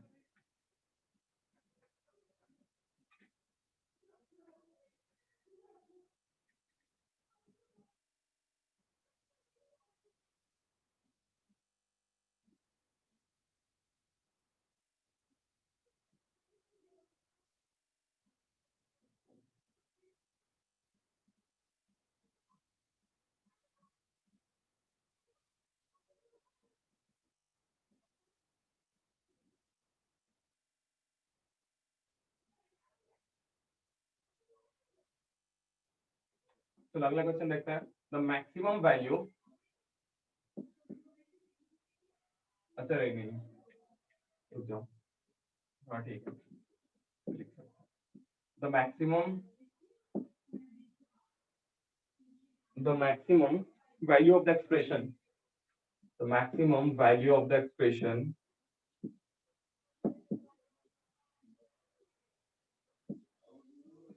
the maximum value of the expression 1 by sin square theta plus 3 sin theta cos theta plus 5 cos square theta is क्या होगा? इंटीरियर टाइप क्वेश्चन है, ये आईआईटी 2010 में पूछा था। चलो जल्दी से बताओ। सर ये हम लोग का मॉड्यूल में था और हम डाउट पूछे थे आपसे पिछला साल। अब तुमको यहाँ पर तो बन जाना चाहिए, चलो बताओ। सर आप बताए नहीं थे। अच्छा बताए नहीं थे, हाँ शायद तुमको उस टाइम कंसेप्ट नहीं पता होगा ना। कब पूछे थे, मतलब ये किस चैप्टर में दिया हुआ था? सर ये ट्रिग्नोमेट्री में था शायद। चलो अब तुम उस काबिल बन चुके हो कि ये क्वेश्चन बना लो, चलो बनाओ इसे। The maximum value of this expression, इस एक्सप्रेशन का मैक्सिमम वैल्यू क्या हो जाएगा?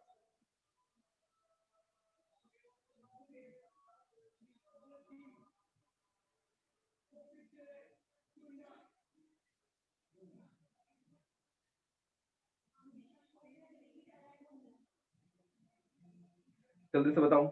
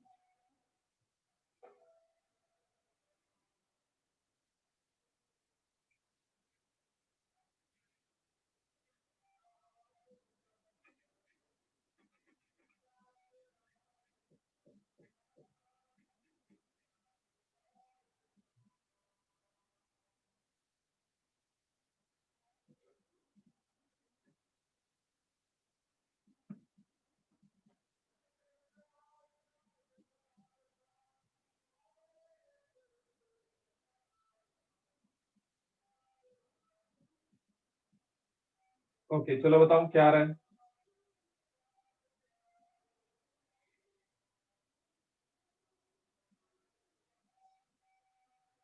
आया किसी का? आ रहा है सर थोड़ा।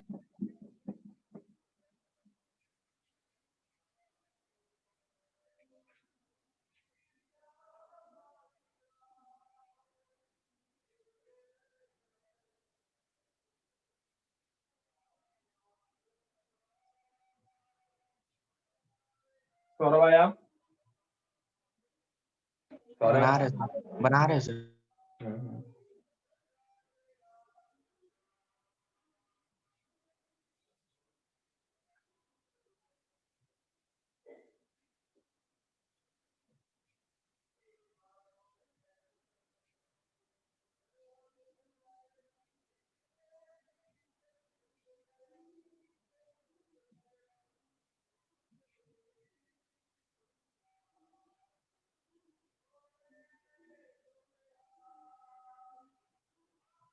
आ रहा है किसी का?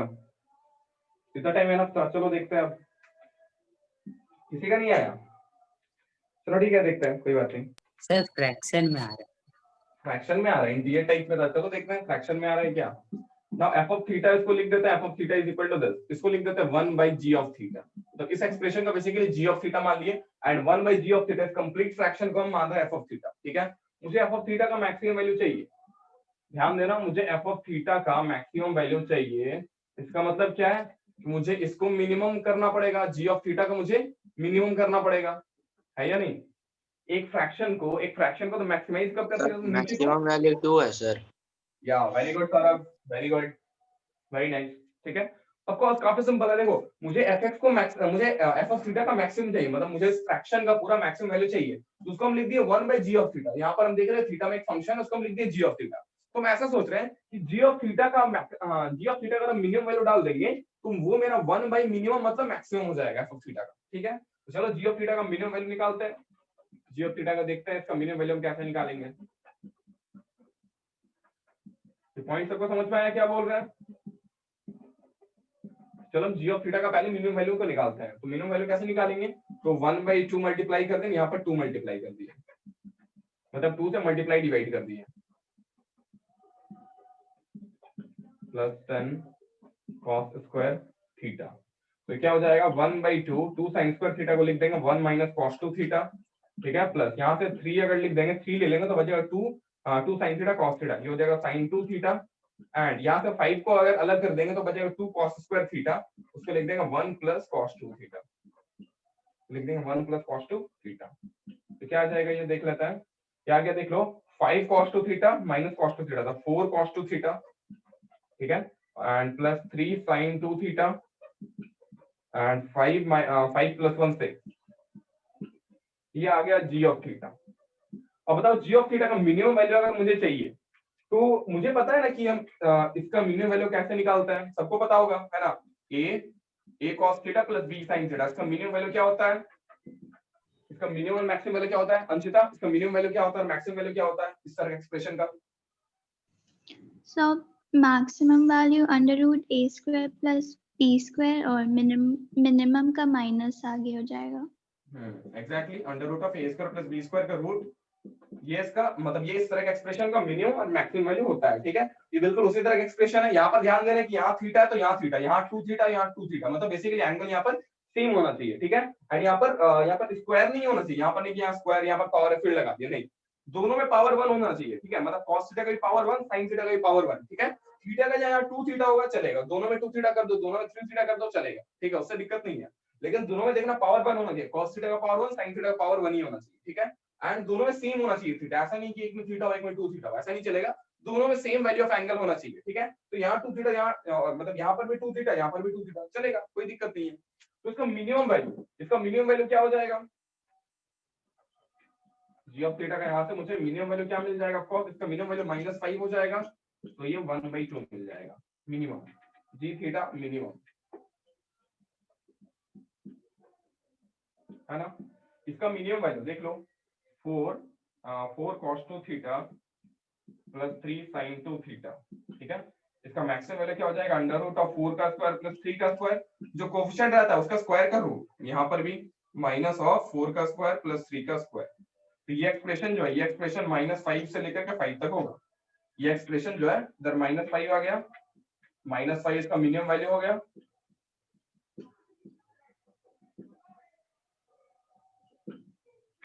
ठीक है। इसका मैक्सिमम वैल्यू 5 है एंड इसका मिनिमम वैल्यू -5 है। मुझे जी थीटा मिनिमम चाहिए था तो इसकी जगह -5 डाल दिए, मुझे मिनिमम मिल गया। तो जी थीटा मिनिमम मुझे मिल गया 1/2, ठीक है। तो मुझे जी थीटा का मिनिमम वैल्यू मिल गया 1/2। इस मिनिमम वैल्यू को अगर यहाँ पर डाल दे तो एफ थीटा का मुझे मैक्सिमम मिल जाएगा, जो मुझे चाहिए था। क्या हो जाएगा, 1/1/1/2। तो this is finally your 2, F of theta का मैक्सिमम वैल्यू। क्लियर है? वेरी गुड सौरभ, क्लियर है सबको, बाकी लोगों को बलराज समझ में आया, क्लियर हुआ? हाँ सर। बहुत दिन का डाउट था तुम्हारा, होप सो क्लियर हो गया होगा।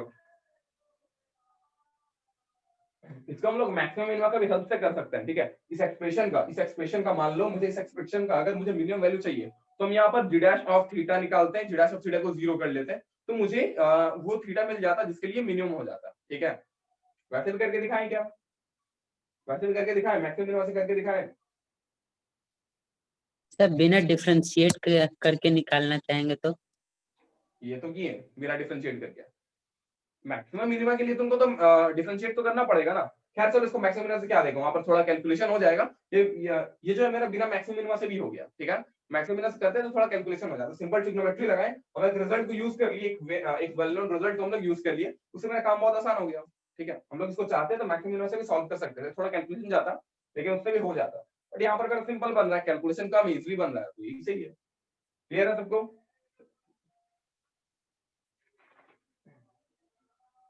तो अगला एक मेंस का क्वेश्चन देते हैं।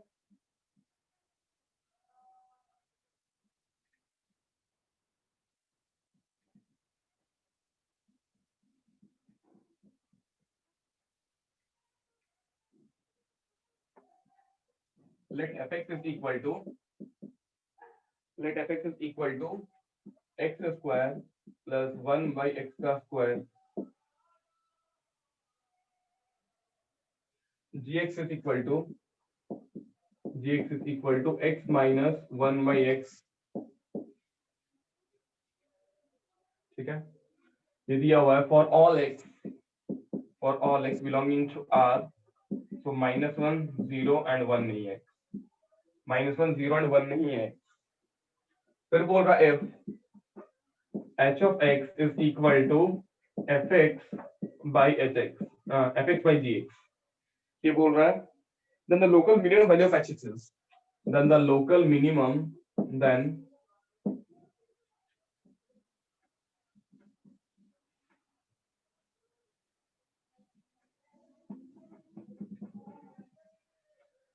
the local minimum value, then the local minimum value of h of x is,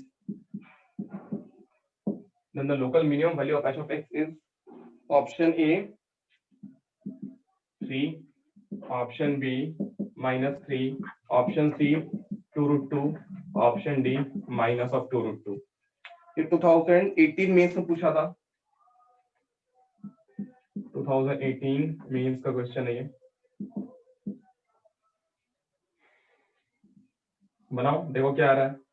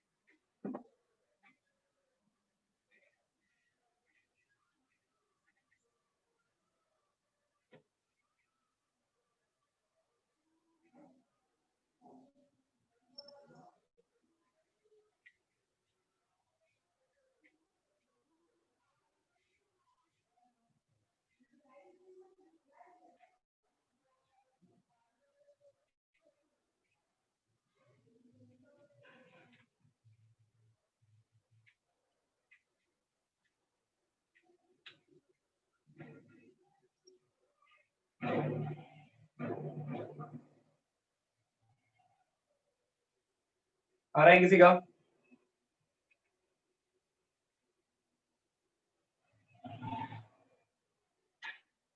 आ रहा है? जल्दी बताओ किसी का आ रहा है?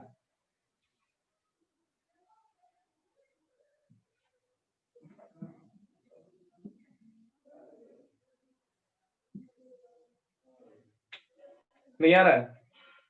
चलो ठीक है, देखते हैं। एच एक्स है, h x f x by g x, h x दिया हुआ f x by g x, ठीक है। तो एच ऑफ एक्स हो गया x square plus 1 by x square by sir 2√2। 2√2। Okay, Saurabh answer बता रहा है 2√2। वेरी गुड सौरभ, बिल्कुल करेक्ट आंसर है, very nice, very good Saurabh. यार बाकी लोग भी बनाओ, सिर्फ सौरभ बना रहे एक साइड से, बाकी लोग बनाओ। ओके, चलो यहाँ पर x square plus 1 by x square है। अब इसको इसके टर्म में लाते हैं तो ऐसे लिख सकते हैं ना, ऐसा लिख सकते हैं, इसको ऐसा लिख सकते हैं, ठीक है। ऐसा लिखा, दोनों का अलग अलग कर देता फ्रैक्शन को, ठीक है। तो क्या हो जाएगा, एच ऑफ एक्स क्या आ जाएगा, एच ऑफ एक्स आ जाएगा x minus 1 by x plus 2 by x minus 1 by x, ठीक है। अब मुझे इसका मिनिमम वैल्यू चाहिए, तो यार लग रहा है कि इसमें अगर एएमजीएम लगाएंगे तो बिल्कुल मिनिमम वैल्यू मेरा आसानी से मिल जाएगा, ठीक है। लेकिन द थिंग इज दैट उसके लिए मुझे पता है कि मुझे ये चीज पॉजिटिव करना पड़ेगा, मतलब मेरे पास ये चीज पॉजिटिव होना चाहिए, तभी मैं इसका मिनिमम वैल्यू को निकाल सकता है, ठीक है। तो क्या क्या मेरे पास ये चीज जो है, क्या मेरे पास ये चीज पॉजिटिव है, ठीक है, क्या मेरे पास ये चीज पॉजिटिव है? ओके, तो चलो देखते हैं।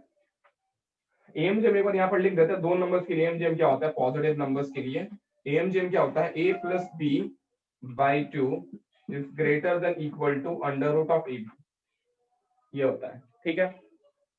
फाइन, अगर हम ये लेते हैं, पहला मान लो कि अगर हम ये ले लेते हैं केस 1 मान लो ले लेते हैं हम, अगर ये पॉजिटिव हो x माइनस 1 बाई एक्स, अगर ये मेरा पॉजिटिव हो जाए, हम मान के चलते हैं, मान लो ये टर्म मेरा पॉजिटिव है, तो ये टर्म अगर पॉजिटिव है तो हम आराम से यहाँ पर एएमजीएम लगा के मिनिमम वैल्यू को निकाल सकते हैं, ठीक है। तो क्या हो जाएगा, x minus 1 by x plus 2 by x minus 1 by x, ठीक है, डिवाइडेड बाई 2, इसको a समझो इसको b समझो, and this is greater than equal to, this is greater than equal to इन दोनों का प्रोडक्ट। देखो यहाँ पर क्या होगा, a और b का प्रोडक्ट, तो जब इन दोनों को मल्टीप्लाई करेंगे तो क्या बच जाएगा, सिर्फ 2 बच जाएगा, क्या बच जाएगा, सिर्फ 2 बच जाएगा। तो फाइनली व्हाट वी हैव,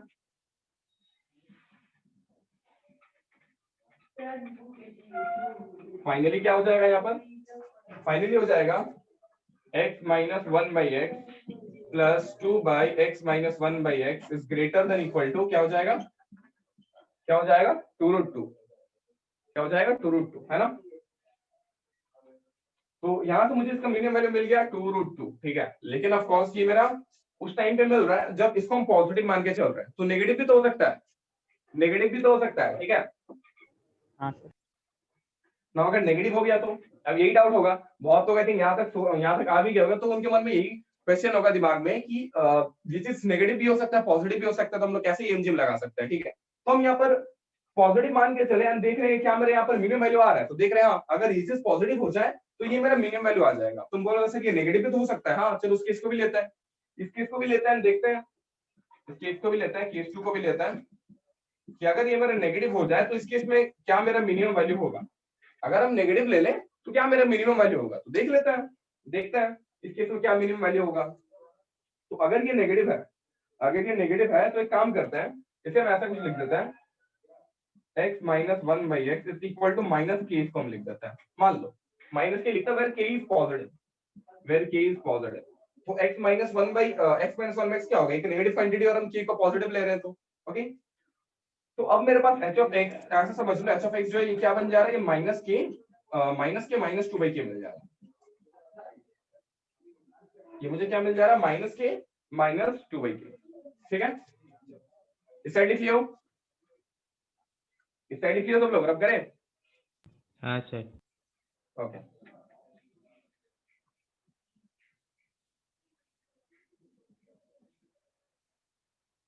तो यहाँ पर क्या आ गया, h x is equal to, यहाँ पर हम माइनस अगर हम कॉमन ले लेते हैं, अगर हम माइनस कॉमन ले लेते हैं, अब ये माइनस को इधर भेज देते हैं, अब बताओ k प्लस 2/k, अब k तो पॉजिटिव था ना, k तो पॉजिटिव ही है, तो इधर हम एमजीएम तो लगा सकते हैं कि अब मेरा इस साइड तो पॉजिटिव बन चुका है, मुझे इधर से मतलब ही नहीं है, अभी हम बस इस नंबर पे लगा रहे हैं, फिर से हम एमजीएम लगा रहे हैं पॉजिटिव नंबर्स पे, k तो मेरा पॉजिटिव ही है, तो हम एमजीएम लगा रहे हैं फिर से, एंड देखते हैं क्या होगा, am greater than equal to gm, and मुझे पता है एमजीएम पॉजिटिव नंबर्स के लिए लगा सकते हैं, तो अभी हम इसके लिए लगा रहे हैं, k तो मेरा पॉजिटिव ही है, चलो लगा रहे हैं एमजीएम, क्या हो जाएगा, k plus 2/k divided by 2 is greater than equal to this into this, दोनों को मल्टीप्लाई करेंगे तो क्या आ जाएगा, k into 2/k, k cut गया, यहां से मुझे क्या मिल रहा है, k प्लस 2/k क्या मिल जा रहा है, ग्रेटर देन इक्वल टू 2√2,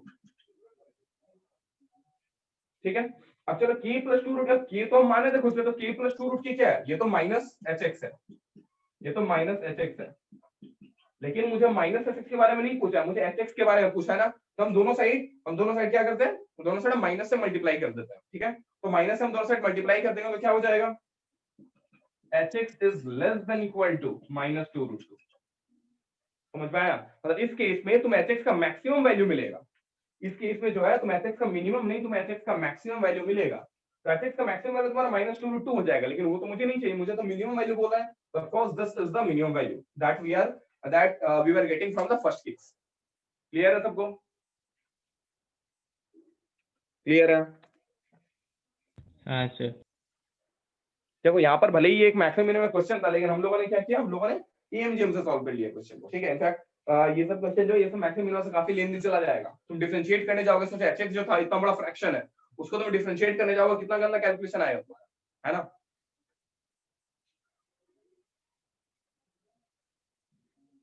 उसको डिफरेंशिएट करने जाओगे तो कैलकुलेशन वगैरह काफी चला जाएगा, अगर तुम इसको मैक्सिमम मिनिमम से सोचोगे तो, ठीक है। अगर तुम ऐसा सोचते हो कि मेरे पास fx ये है, hx ये है, और तुम उसको hx को ऐसे करोगे कि fx हो गया तुम्हारा x की पावर में 4, x की पावर में 4 प्लस 1 बाई x स्क्वायर, नीचे x स्क्वायर है, उधर x स्क्वायर माइनस 1, एक x कट गया तो ये बच रहा है x स्क्वायर माइनस 1, ये बच रहा है, ये तुम्हारे पास hx है। अब सोचो इसमें तुम मैक्सिमम मिनिमम लगाओगे, तुम्हें h डैश ऑफ x निकालना पड़ेगा, h डैश ऑफ x ही देखो कितना गंदा वैल्यू आएगा, तो ठीक है, उसमें कैलकुलेशन वगैरह आई थिंक ज्यादा होगा, ठीक है। एक बार करके देखते हैं, तो चलो एक बार देखते हैं करके क्या आ रहा है, केस 2 है ये, एक बार जरा करके देखते हैं कि h डैश ऑफ x आ क्या रहा है, एक बार कोई करो तो मतलब यहाँ स्पेस नहीं है मेरे पास, देखो एक बार करके जल्दी से क्या आ रहा है,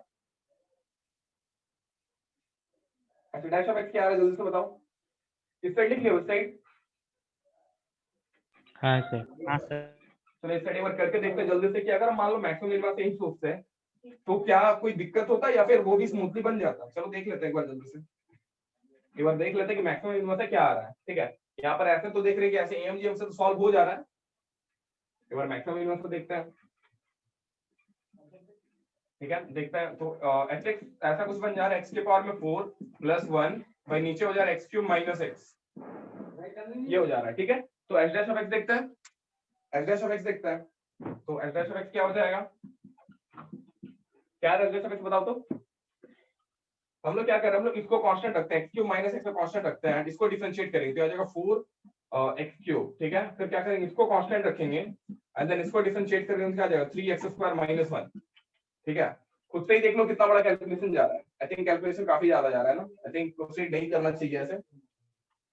चलो देख रहे हैं क्या आ जा रहा है, नीचे तो इसका स्क्वायर आ जा रहा है and h dash of x यहाँ क्या हो जा रहा है, ऊपर में मल्टीप्लाई करेंगे 4x की पावर में 6 माइनस 4x की पावर में 4, फिर मल्टीप्लाई करने में क्या हो जाएगा 3x की पावर में 6, ठीक है। उसके बाद ब्रैकेट में रखते हैं तो 3x की पावर में 6 फिर माइनस x की पावर में 4 प्लस 3x स्क्वायर माइनस 1, नीचे वाला मेरे काम का नहीं है, डिनोमिनेटर मेरे काम का नहीं है, उसको नहीं लिख रहा, तो ये x की पावर में 6 हो गया और बाहर निकल गया माइनस 3x की पावर में 4, ठीक है, 3x की पावर में 4 minus 3x square and plus 1, ये आ रहा है तुम्हारे पास h डैश ऑफ x। सोचो ये तुम्हारे पास h डैश ऑफ x आ रहा है माइनस 1 प्लस 1 नहीं, दिक्कत हो जाएगा, ठीक है, यहाँ से दिक्कत हो जाएगा। देख लो यहाँ से तुम्हें h डैश ऑफ x, हम लोग क्या निकालते हैं, हम लोग मैक्सिमम निकालने के लिए हम लोग h डैश हम लोग देखते हैं उसका डेरिवेटिव कब 0 हो रहा है, इसका डेरिवेटिव को तुम 0 लोगे, यहाँ से x निकालना कितना दिक्कत होगा सोच लो। यहाँ पर 6 डिग्री का तुम्हें एक मिला हुआ है एक्सप्रेशन, अब यहाँ से तुम्हें रूट्स को निकालना कितना दिक्कत हो जाएगा, है ना, काफी दिक्कत हो जाएगा यहाँ से रूट्स को निकालना, तो कैलकुलेशन वगैरह काफी ज्यादा हो जाएगा ऐसे, मतलब इस क्वेश्चन में अगर हम लोग मैक्सिमम मिनिमम से आगे बढ़ेंगे तो कैलकुलेशन बहुत गंदा चल जाएगा, इसलिए हम लोग एएमजीएम से सॉल्व कर लेंगे इस क्वेश्चन को। क्लियर है? सर ऑप्शन में जो दिया हुआ है अगर उसको पुट कर देंगे तो आ जाएगा। ऑप्शन में जो दिया हुआ है, क्या दिया हुआ है ऑप्शन में? 2√2। तुमको कैसे पता 2√2 आंसर होगा? अजीब बात करते हो यार, तुम्हारे पास 4 ऑप्शन है, how do you know that? हाँ, सर 3 डालेंगे फिर -3 फिर 2√2। ये सब वैल्यू बोल रहा है, x का वैल्यू नहीं है ये सब। तो ये सब पॉइंट ऑफ मिनिमा नहीं है। अच्छा h(x) का वैल्यू, हाँ सर। हाँ, ये उस मिनिमा के पॉइंट पर उसका वैल्यू है, मतलब ये लोकल मिनिमम वैल्यू है। ये लोकल मिनिमम वैल्यू है, पॉइंट ऑफ मिनिमा नहीं है ये, ठीक है। तो हम लोग यहाँ पर ऑफ कोर्स एम, ये क्या कहते हैं, मैक्सिमम मिनिमम में सॉल्व नहीं करेंगे क्योंकि कैलकुलेशन बहुत गंदा जा रहा है इससे, ठीक है। तो इसलिए हम लोग यहाँ पर एम नियम से सॉल्व कर लेंगे क्वेश्चन को।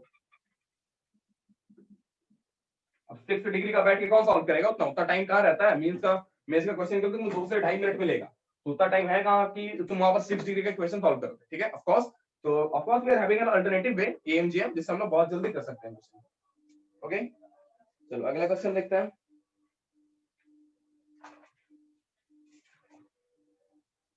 लिख लिया सब लोग? चलो, अब ये काफी अच्छा क्वेश्चन है, इसे सॉल्व करो। काफी ट्रिकी क्वेश्चन।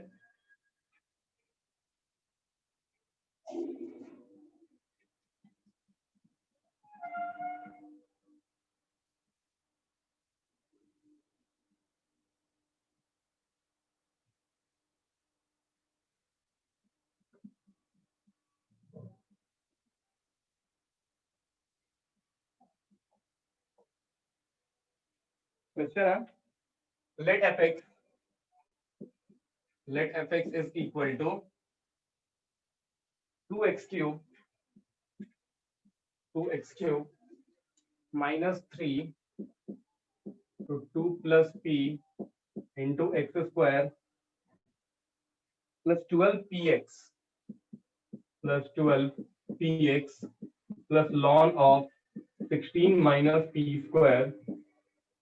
ये fx दिया हुआ है, फिर बोल रहा if fx has exactly one local maxima and one local minima इसका बोल रहा एग्जैक्टली एक लोकल मैक्सिमा और एक लोकल मिनिमा है, then the number of integral values of p, then find the number of integral values of p, find the number of integral values of p। then बोल रहा है कि p का कितना integral values होगा, जल्दी से बताओ। एक ट्रिकी क्वेश्चन है, सोचो, दिमाग लगाओ थोड़ा। इसका बोलो इसका एग्जैक्टली एक लोकल मैक्सिमा एक लोकल मिनिमा है, दद्दू को बताना है कि p का कितना इंटीग्रल वैल्यूज पॉसिबल हो सकता है।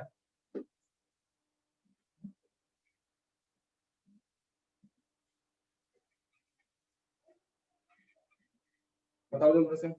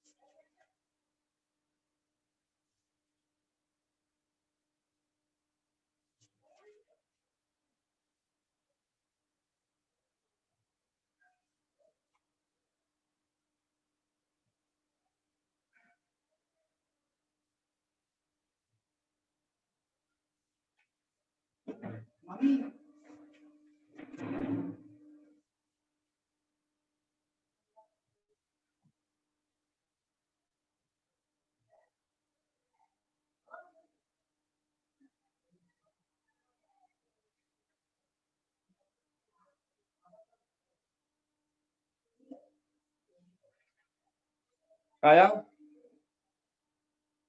किसी का? हाँ सर बता रहे।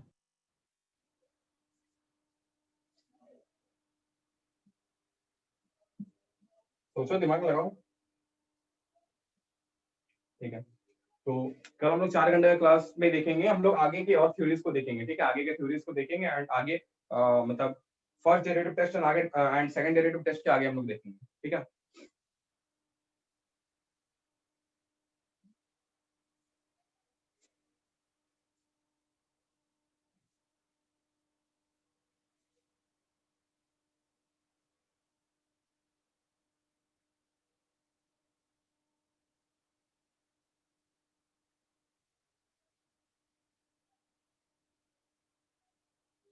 आ रहा है किसी का? ओके, तो ये एफ एक्स दिया हुआ अपने पास, ठीक है। अब चलो एफ डैश ऑफ एक्स निकालते हैं, हम लोग एफ डैश ऑफ एक्स को निकालते हैं। एफ डैश ऑफ एक्स क्या हो जाएगा देखते हैं।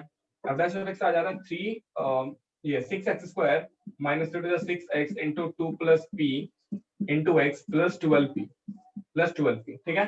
सो एफ डैश ऑफ एक्स क्या आ रहा है, एफ डैश ऑफ एक्स क्या आ रहा है, 6 को कॉमन ले लिए, क्या आ रहा है x² माइनस 6 कॉमन ले लिया ना, तो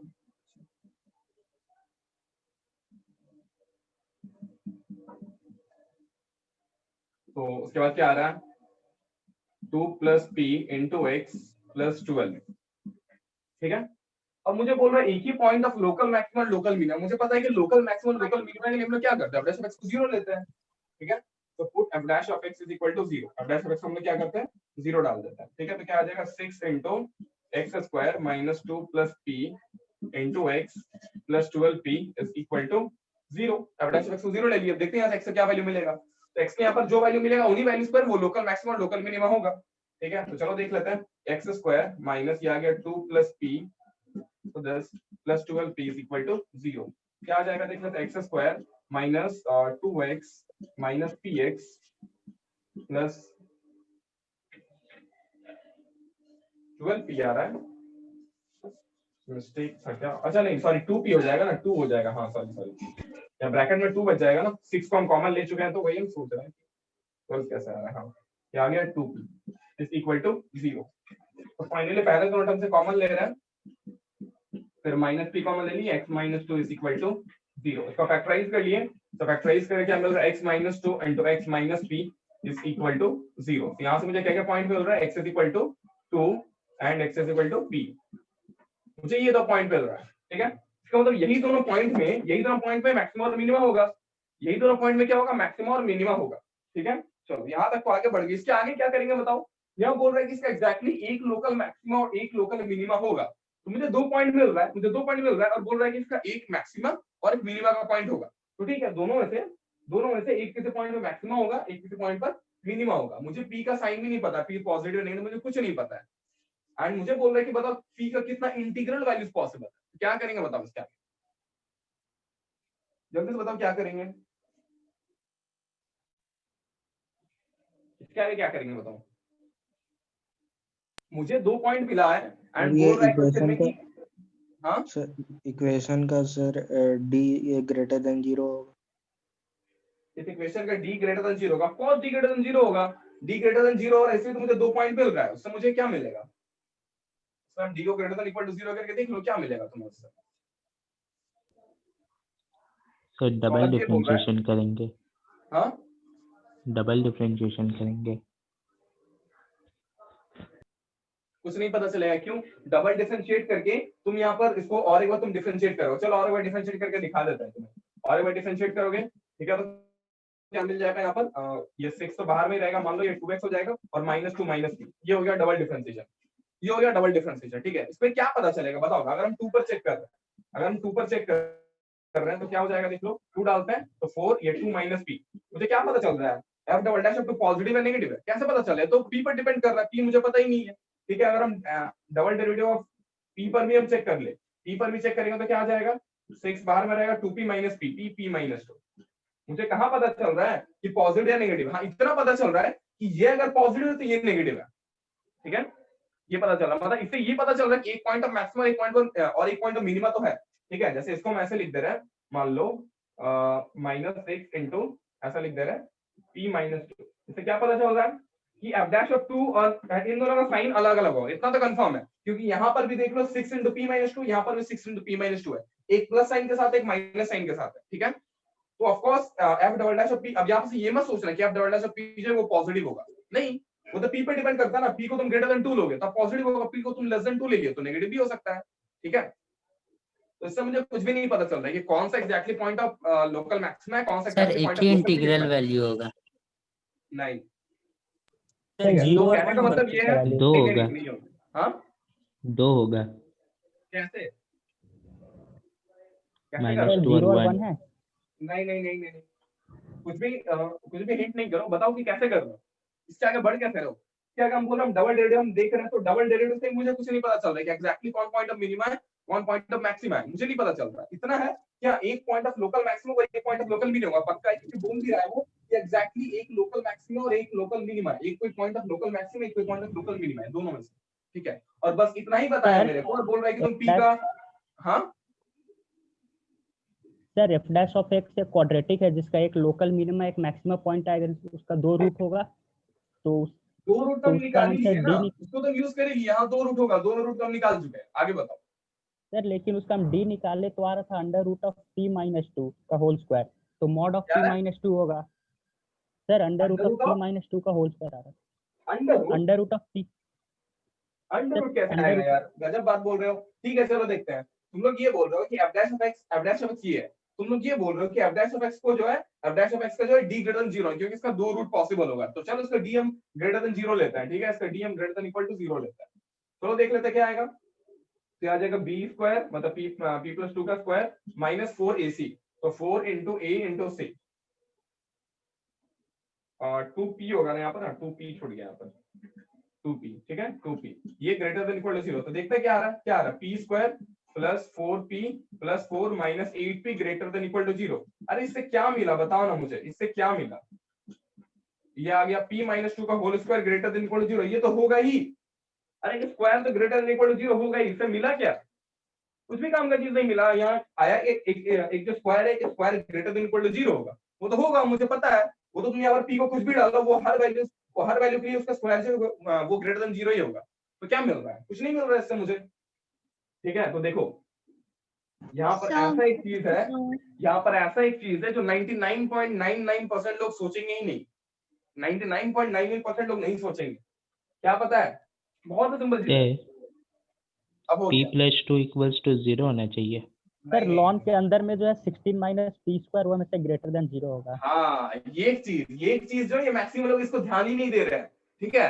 मैक्सिमम लोग ने क्या किया, डिफरेंशिएट किया, देखा यार वो तो कांस्टेंट है, उसको भूल गए, लेकिन उसको ध्यान देना है यार, लॉन के अंदर हम नेगेटिव नहीं डाल सकते, लॉन का इनपुट क्या होना चाहिए, हमेशा पॉजिटिव होना चाहिए, ठीक है। तो ऑफ कोर्स ये लॉन वाला जो टर्म है, यहाँ से मुझे पी के बारे में पता चल रहा है, मुझे पी के अपना फोकस वहां पर रखो जो पूछा है कि पी का इंटीग्रल वैल्यूज क्या होगा, मतलब पी का वैल्यूज क्या होगा बेसिकली, या पी का रेंज क्या होगा, ठीक है। तो ऑफ कोर्स ये लॉन वाला टर्म से मुझे ये पता चल रहा है कि लॉन का इनपुट हमेशा पॉजिटिव होना चाहिए, ठीक है। तो उससे क्या मिल जा रहा है, सबसे पहले पी स्क्वायर कोएफिशिएंट को हम क्या कर रहे हैं, पॉजिटिव बना दे रहे हैं, तो ये आ गया p plus 4 into p minus 4 less than 0, यहाँ से p मुझे मिल गया कि p जो है वो -4 से लेकर के 4 तक लाई करेगा, ठीक है। तो p का कितना तो इंटीग्रल वैल्यूज क्या हो गया, p का इंटीग्रल वैल्यूज क्या हो गया, p का इंटीग्रल वैल्यूज क्या हो गया, इंटीग्रल वैल्यूज ऑफ p क्या हो गया बताओ, -4 नहीं लेना है, ठीक है, तो क्या हो जाएगा -3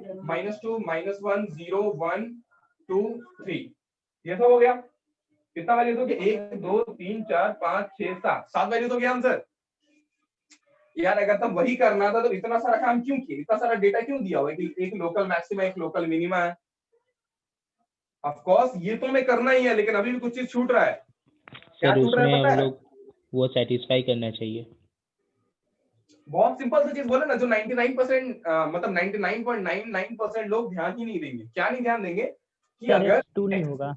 अब सोचो सुनो, x अगर 2 है और x अगर p है, x अगर 2 है और x अगर p है, तो p can not be equal to 2, क्यों, क्योंकि यार एक पॉइंट ऑफ लोकल मैक्सिमा एक पॉइंट ऑफ लोकल मिनिमा, दोनों सेम पॉइंट तो नहीं हो सकता है, सेम पॉइंट पर लोकल मैक्सिमा और लोकल मैक्सिमा ये लोकल मिनिमा थोड़ी हो सकता है। तो इतना पता है कि एक अगर पॉइंट ऑफ लोकल मैक्सिमा एक अगर पॉइंट ऑफ लोकल मिनिमा है, तो दोनों इक्वल नहीं हो सकता है, क्योंकि point of local maxima point of local minima तो अलग अलग होगा ना।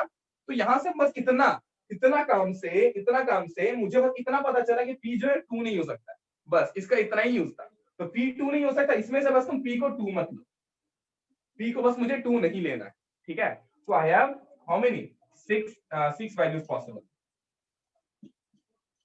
6 वैल्यूज पॉसिबल। देख रहे हो कितना ट्रिकी क्वेश्चन है, ठीक है। सबसे पहली बात, लोग कहां पर गलती करेंगे, लोग इसको ध्यान ही नहीं देंगे। बहुत लोग क्वेश्चन को डिफरेंशिएट करेंगे, डिफरेंशिएट करके यहाँ पर आके सोच लेंगे, यहाँ पर क्वाड्रेटिक में दिमाग लगाएंगे, क्या करेंगे क्या नहीं, ठीक है। जैसा बलराज ने सोच लिया कि हाँ मुझे पी को तो वहां से भी ध्यान देना चाहिए कि वो जो लॉन वाला जो टर्म है उसके अंदर लॉन का इनपुट पॉजिटिव होना चाहिए, बिल्कुल। तो यहाँ से मुझे पी का 7 वैल्यूज मिल रहा है, तो क्या हम लोग 7 आंसर बोल दे? Of course not. तो फिर इसका यूज क्या है? इसका भी तो कुछ तो यूज होना चाहिए। इसका यूज इतना ही था कि x2 और xp जो है एक पॉइंट ऑफ लोकल मैक्सिमा, एक point of local minima. Of course दोनों सेम पॉइंट नहीं हो सकता, मतलब दोनों सेम नहीं हो सकता है, बस इतना ही था। दोनों अलग अलग पॉइंट होगा ना, point of local maxima, point of local minima. Same point पर थोड़ी हो सकता है कि एक फंक्शन मैक्सिमा भी हो मिनिमा भी हो, ये तो इलॉजिकल सा बात हो गया। तो बस इतना ही मेरा काम था जिसका कि p जो है वो 2 नहीं हो सकता, दोनों पॉइंट सेम नहीं हो सकता है। तो बस यहाँ पर 2 को हटा दो, तो your 1 2 3 4 5 6 values possible, 6 integral values possible है ना। इंटीग्रल वैल्यूज देख रहे थे इस रेंज में, तो 6 इंटीग्रल वैल्यूज पॉसिबल। क्लियर है सबको? सबको क्लियर है? Yes sir. चलो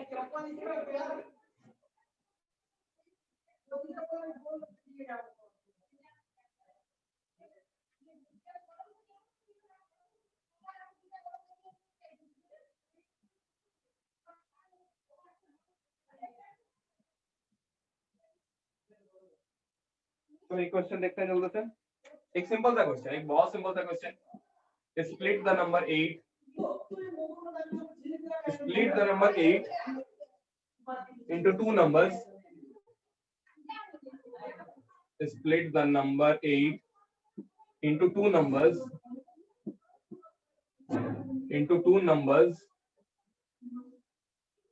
such that the sum of their cubes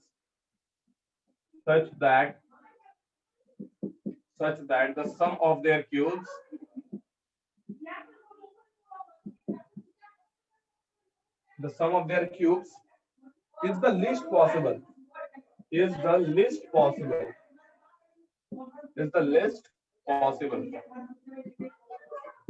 चलो जल्दी से करो।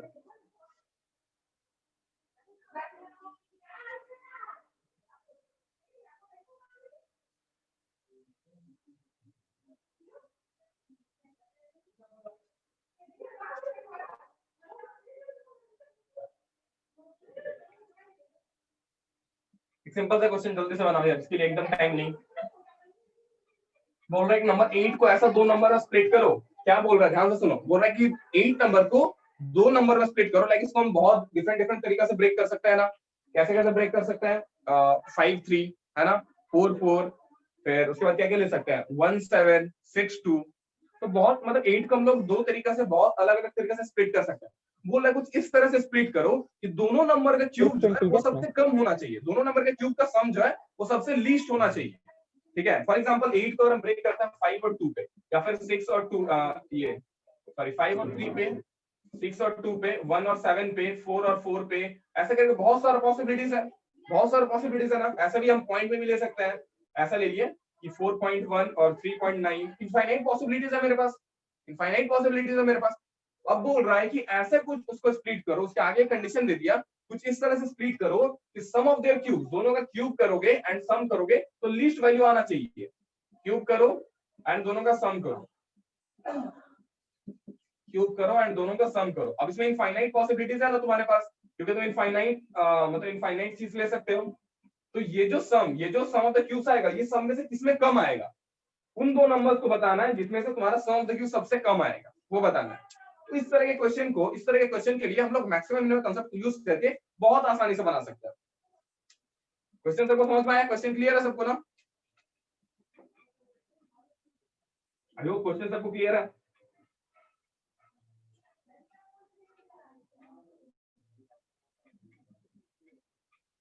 क्वेश्चन क्लियर है ना सबको? चलो बनाओ, क्वेश्चन क्लियर है तो।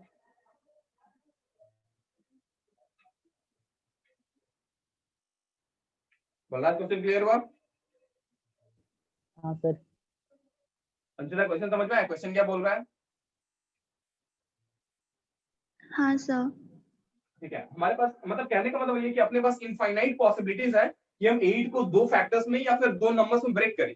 इनफाइनाइट पॉसिबिलिटीज है ना, कुछ भी डेसिमल में ले लेंगे, 4.2 ले लेंगे, 3.8 ले लेंगे, कुछ भी ले लेंगे, बहुत सारा पॉसिबिलिटीज है, इनफाइनाइट पॉसिबिलिटीज है।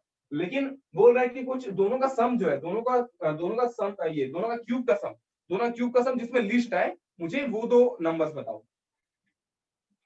दोनों का क्यूब का सम जो है वो लिस्ट आना चाहिए। ठीक है, तो चलो देखते हैं इस तरह क्वेश्चन कैसे करेंगे। So let the two parts be, let the two parts be x and y, let the two parts be x and y ले लेते हैं। तो अपने पास x प्लस वाई मिला के क्या होना चाहिए, x प्लस वाई मिला के 8 होना चाहिए। यहां से हम y को लिख सकते हैं 8 माइनस x। ठीक है, अब बोलता है दोनों का सम, दोनों का ये x cube plus y cube जो है ये मेरे को लिस्ट चाहिए, ये एकदम मिनिमम पॉसिबल होना चाहिए, मिनिमम पॉसिबल। ठीक है, तो चलो ठीक है, इसके बाद क्या करेंगे, x का क्यूब प्लस इसको लिख देते 8 माइनस x का क्यूब। तो इसका मतलब मुझे सम को मिनिमाइज करना है, सम को मिनिमाइज करना है। ठीक है, मुझे क्या करना है, मुझे सम को मिनिमाइज करना है। ये जो है सारा, इसका सम एकदम मिनिमम पॉसिबल होना चाहिए। ठीक है, तो मिनिमाइज या मैक्सिमाइज करने के लिए क्या करते हैं हम लोग, मैक्सिमम हेल्प लेते हैं। ठीक है, चलो इसको डिफरेंशिएट करते हैं, इसको मिनिमाइज या मैक्सिमाइज करते हैं। तो इसको मुझे इस केस में मिनिमाइज करना है, बोल रहा है कि sum of their cubes is least possible. तो जो सम है उसको मुझे मिनिमाइज करना है, तो मिनिमाइज करने के लिए हम लोग क्या करते हैं, डिफरेंशिएट करते हैं। तो चलो देखते हैं क्या आ जा रहा है, 3x² minus 3 into 8 minus x। ठीक है, इसको क्या करेंगे, इसको 0 ले लेंगे, put ds by dx is equal to 0। ठीक है, तो यहां से मुझे क्या मिल जा रहा है, यहां से क्या मिल जा रहा है, 3x² is equal to 3 into 8 minus x का स्क्वायर। तो देखो इसे सॉल्व करो, क्या आ रहा है, 3x² is equal to 3 into 64 plus x² minus 16x। ठीक है, ये चलो उधर ही करते हैं, यहाँ पर स्पेस नहीं है ज्यादा। तो चलो देखते हैं, तो इसको अगर 0 पुट करेंगे इसका मतलब क्या है कि 3x² is equal to 3 into 8 minus x का स्क्वायर। जरा एक्सपैंड कर देते हैं हम। अच्छा पहले 3 को काट लेते हैं ना, कैलकुलेशन आसान हो जाएगा। तो x² is equal to 64 plus x² minus 16x, x² cut गया तो 16x इज इक्वल टू 64। यहां से मुझे एक पॉइंट मिल रहा है x इज इक्वल टू 4, मुझे एक पॉइंट मिल रहा है x इज इक्वल टू 4। अब देखते हैं क्या इस पॉइंट पर मुझे मिनिमम वैल्यू मिले, क्या ये पॉइंट मिनिमम है। तो उसके लिए हम लोग क्या करेंगे, डबल डिफरेंशिएट करेंगे इसको। तो डबल डिफरेंशिएट करते हैं, डबल डिफरेंशिएट हम करते हैं यहाँ पर, एंड डबल डिफरेंशिएट करते हैं तो देखते हैं क्या आ जाएगा, ये आ जाएगा 6x। ठीक है, ये आ जाएगा प्लस 3 2 6 इंटू 8 माइनस x। ये तो फाइनली क्या मिल जा रहा है, डबल डिफरेंशिएशन देख लो, डबल डिफरेंशिएशन क्या आ जा रहा है, 48 आ जा रहा है।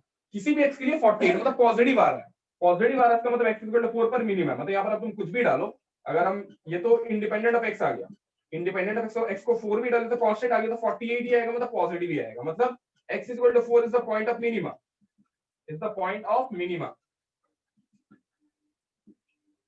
मतलब मुझे 4 पर सबसे मिनिमम वैल्यू मिलेगा। अगर हम 4 डाल देंगे x को, अगर हम x को 4 डाल देंगे तो मुझे सबसे मिनिमम वैल्यू मिलेगा। समझ में आ रहा है, यहाँ पर हम पॉइंट ऑफ मिनिमा निकाल रहे हैं, मतलब क्या 4 पॉइंट पर 4 अगर हम लेते हैं एक पार्ट को, x को x4 आ रहा है, x क्या था, x एक पार्ट था, एक पार्ट को अगर हम 4 लेंगे तो मेरा सबसे मिनिमम वैल्यू आएगा। एक पार्ट को अगर 4 लेंगे तो अगला पार्ट भी क्या हो जाएगा, 4 हो जाएगा। तो basically 4,4 are the smallest part possible, smallest part नहीं लिख सकते हैं, are the two parts possible for which the sum of their cubes is least। ठीक है, 4,4 is the possible, is the possible set, ऐसे लिख सकते हैं the possible set। ये 4,4 सेट जो is the possible set, मतलब ये होगा 4,4 अगर ले लेंगे तो इसका सम जो इसका सम जो सबसे कम आ जाएगा। अगर यहाँ पर नंबर x4 आ रहा है तो x4 के लिए y भी 4 आ रहा है, तो 4 4 मिल रहा है, तो 4 and 4 अगर लेंगे तो उसका सम ऑफ द क्यूब्स कितना हो जाएगा, 64 प्लस 64 मतलब 128 में मिल रहा है यहाँ पर, है ना। क्या मिल जा रहा है, 4 का क्यूब प्लस 4 का क्यूब, तो ये क्या मिल जा रहा है, 64 प्लस 64, ये क्या मिल जा रहा है, 128। तो 128 तुम्हें सबसे कम वैल्यू मिल जा रहा है सम ऑफ देयर क्यूब्स का। ठीक है, और भी तुमको रैंडमली लेकर के देखो, मान लो 5 और 3 ले रहा है तो देख लो किसी भी और तुम 8 को दो पार्ट में स्प्लिट करोगे ना, उसका सम ऑफ द क्यूब्स है ना वो 128 से ज्यादा ही आएगा। सबसे कम वैल्यू 128 आएगा, मतलब 128 ही आएगा। किस वैल्यू पे आएगा, 4 और 4 पे आएगा। वही मुझे निकालना है बोला, तो मैक्सिमम मिनिमम हेल्प सब निकाल लिए इजीली। सबको क्लियर हुआ? बलराज समझ में आया? हाँ सर। अंशिता समझ में आ गया? Yes sir. ओके, चलो एक क्वेश्चन होमवर्क दे देता, उसे लिखना और उसे सॉल्व कर लेना, ठीक है? 2006 का क्वेश्चन है, होपफुली सब लोग सॉल्व कर लोगे। चलो एक क्वेश्चन होमवर्क दे रहे हैं, उसे लिख लो एंड आज से क्लास ओवर करते हैं फिर। एंड सभी लोग टेस्ट के लिए रेडी रहना, ठीक है? जो टेस्ट होगा टेस्ट के लिए सब लोग रेडी रहना। 9:30 से बोला है, तो सब लोग रेडी रहना टेस्ट के लिए। If fx is a cubic polynomial, if fx is a cubic polynomial,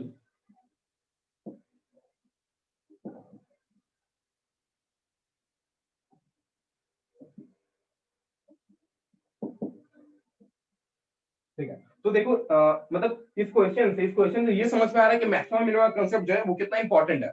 मतलब इनफाइनाइट पॉसिबिलिटीज से हम लोग वो एकदम मतलब एग्जैक्ट पॉसिबिलिटी हम लोग निकाल पाए जिसके लिए मतलब जिसके लिए कि वो कंडीशन सेटिस्फाई हो रहा था। सम ऑफ द क्यूज है वो एकदम लिस्ट पॉसिबल होना चाहिए, ठीक है? तो सोचो कितना इंपॉर्टेंट टूल है, कितना इंपॉर्टेंट टूल है कि इस तरह का हम लोग कोई भी कंडीशन को हम लोग निकाल सकते हैं। कोई भी अगर मुझे ऐसा कंडीशन दे दे तो हम लोग बिल्कुल निकाल पाएंगे, ठीक है?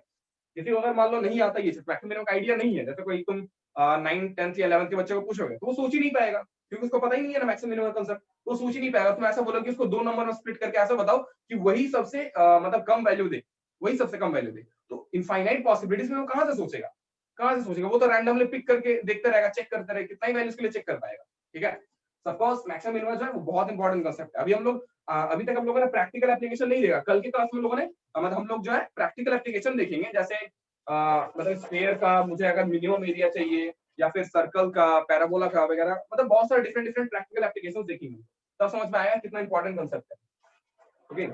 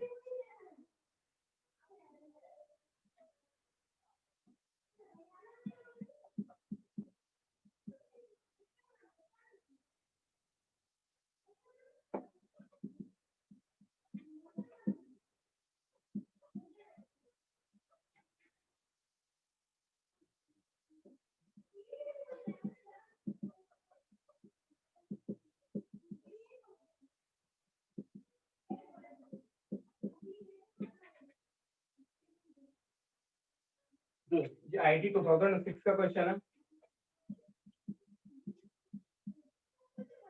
सब लोग बनाओगे सर, उम्मीद करता हूं सब लोग बना लोगे, ठीक है। इस अगले क्लास में डिस्कस करते हैं। मल्टी करेक्ट है, ये ध्यान रखना, मल्टी करेक्ट है एंड आईटी 2006 में ये क्वेश्चन पूछा हुआ है, ओके। लिख लो सब लोग क्वेश्चन को, ठीक है, आंसर ट्राई कर लेना, उससे नेक्स्ट क्लास में डिस्कस करेंगे एंड आज के क्लास को यहीं तक रखते हैं, ओके। सर कल का टाइमिंग? कल का टाइमिंग वही 10 या 11 बजे रहेगा, ठीक है, हम रात तक इन्फॉर्म कर देंगे, 10 या 11 से लेकर के 2 या 2:30 तक रहेगा, हम इन्फॉर्म कर देंगे रात तक, ओके। लिख लिया क्वेश्चन का सब लोग, ओके। चलो एंड करते हैं क्लास।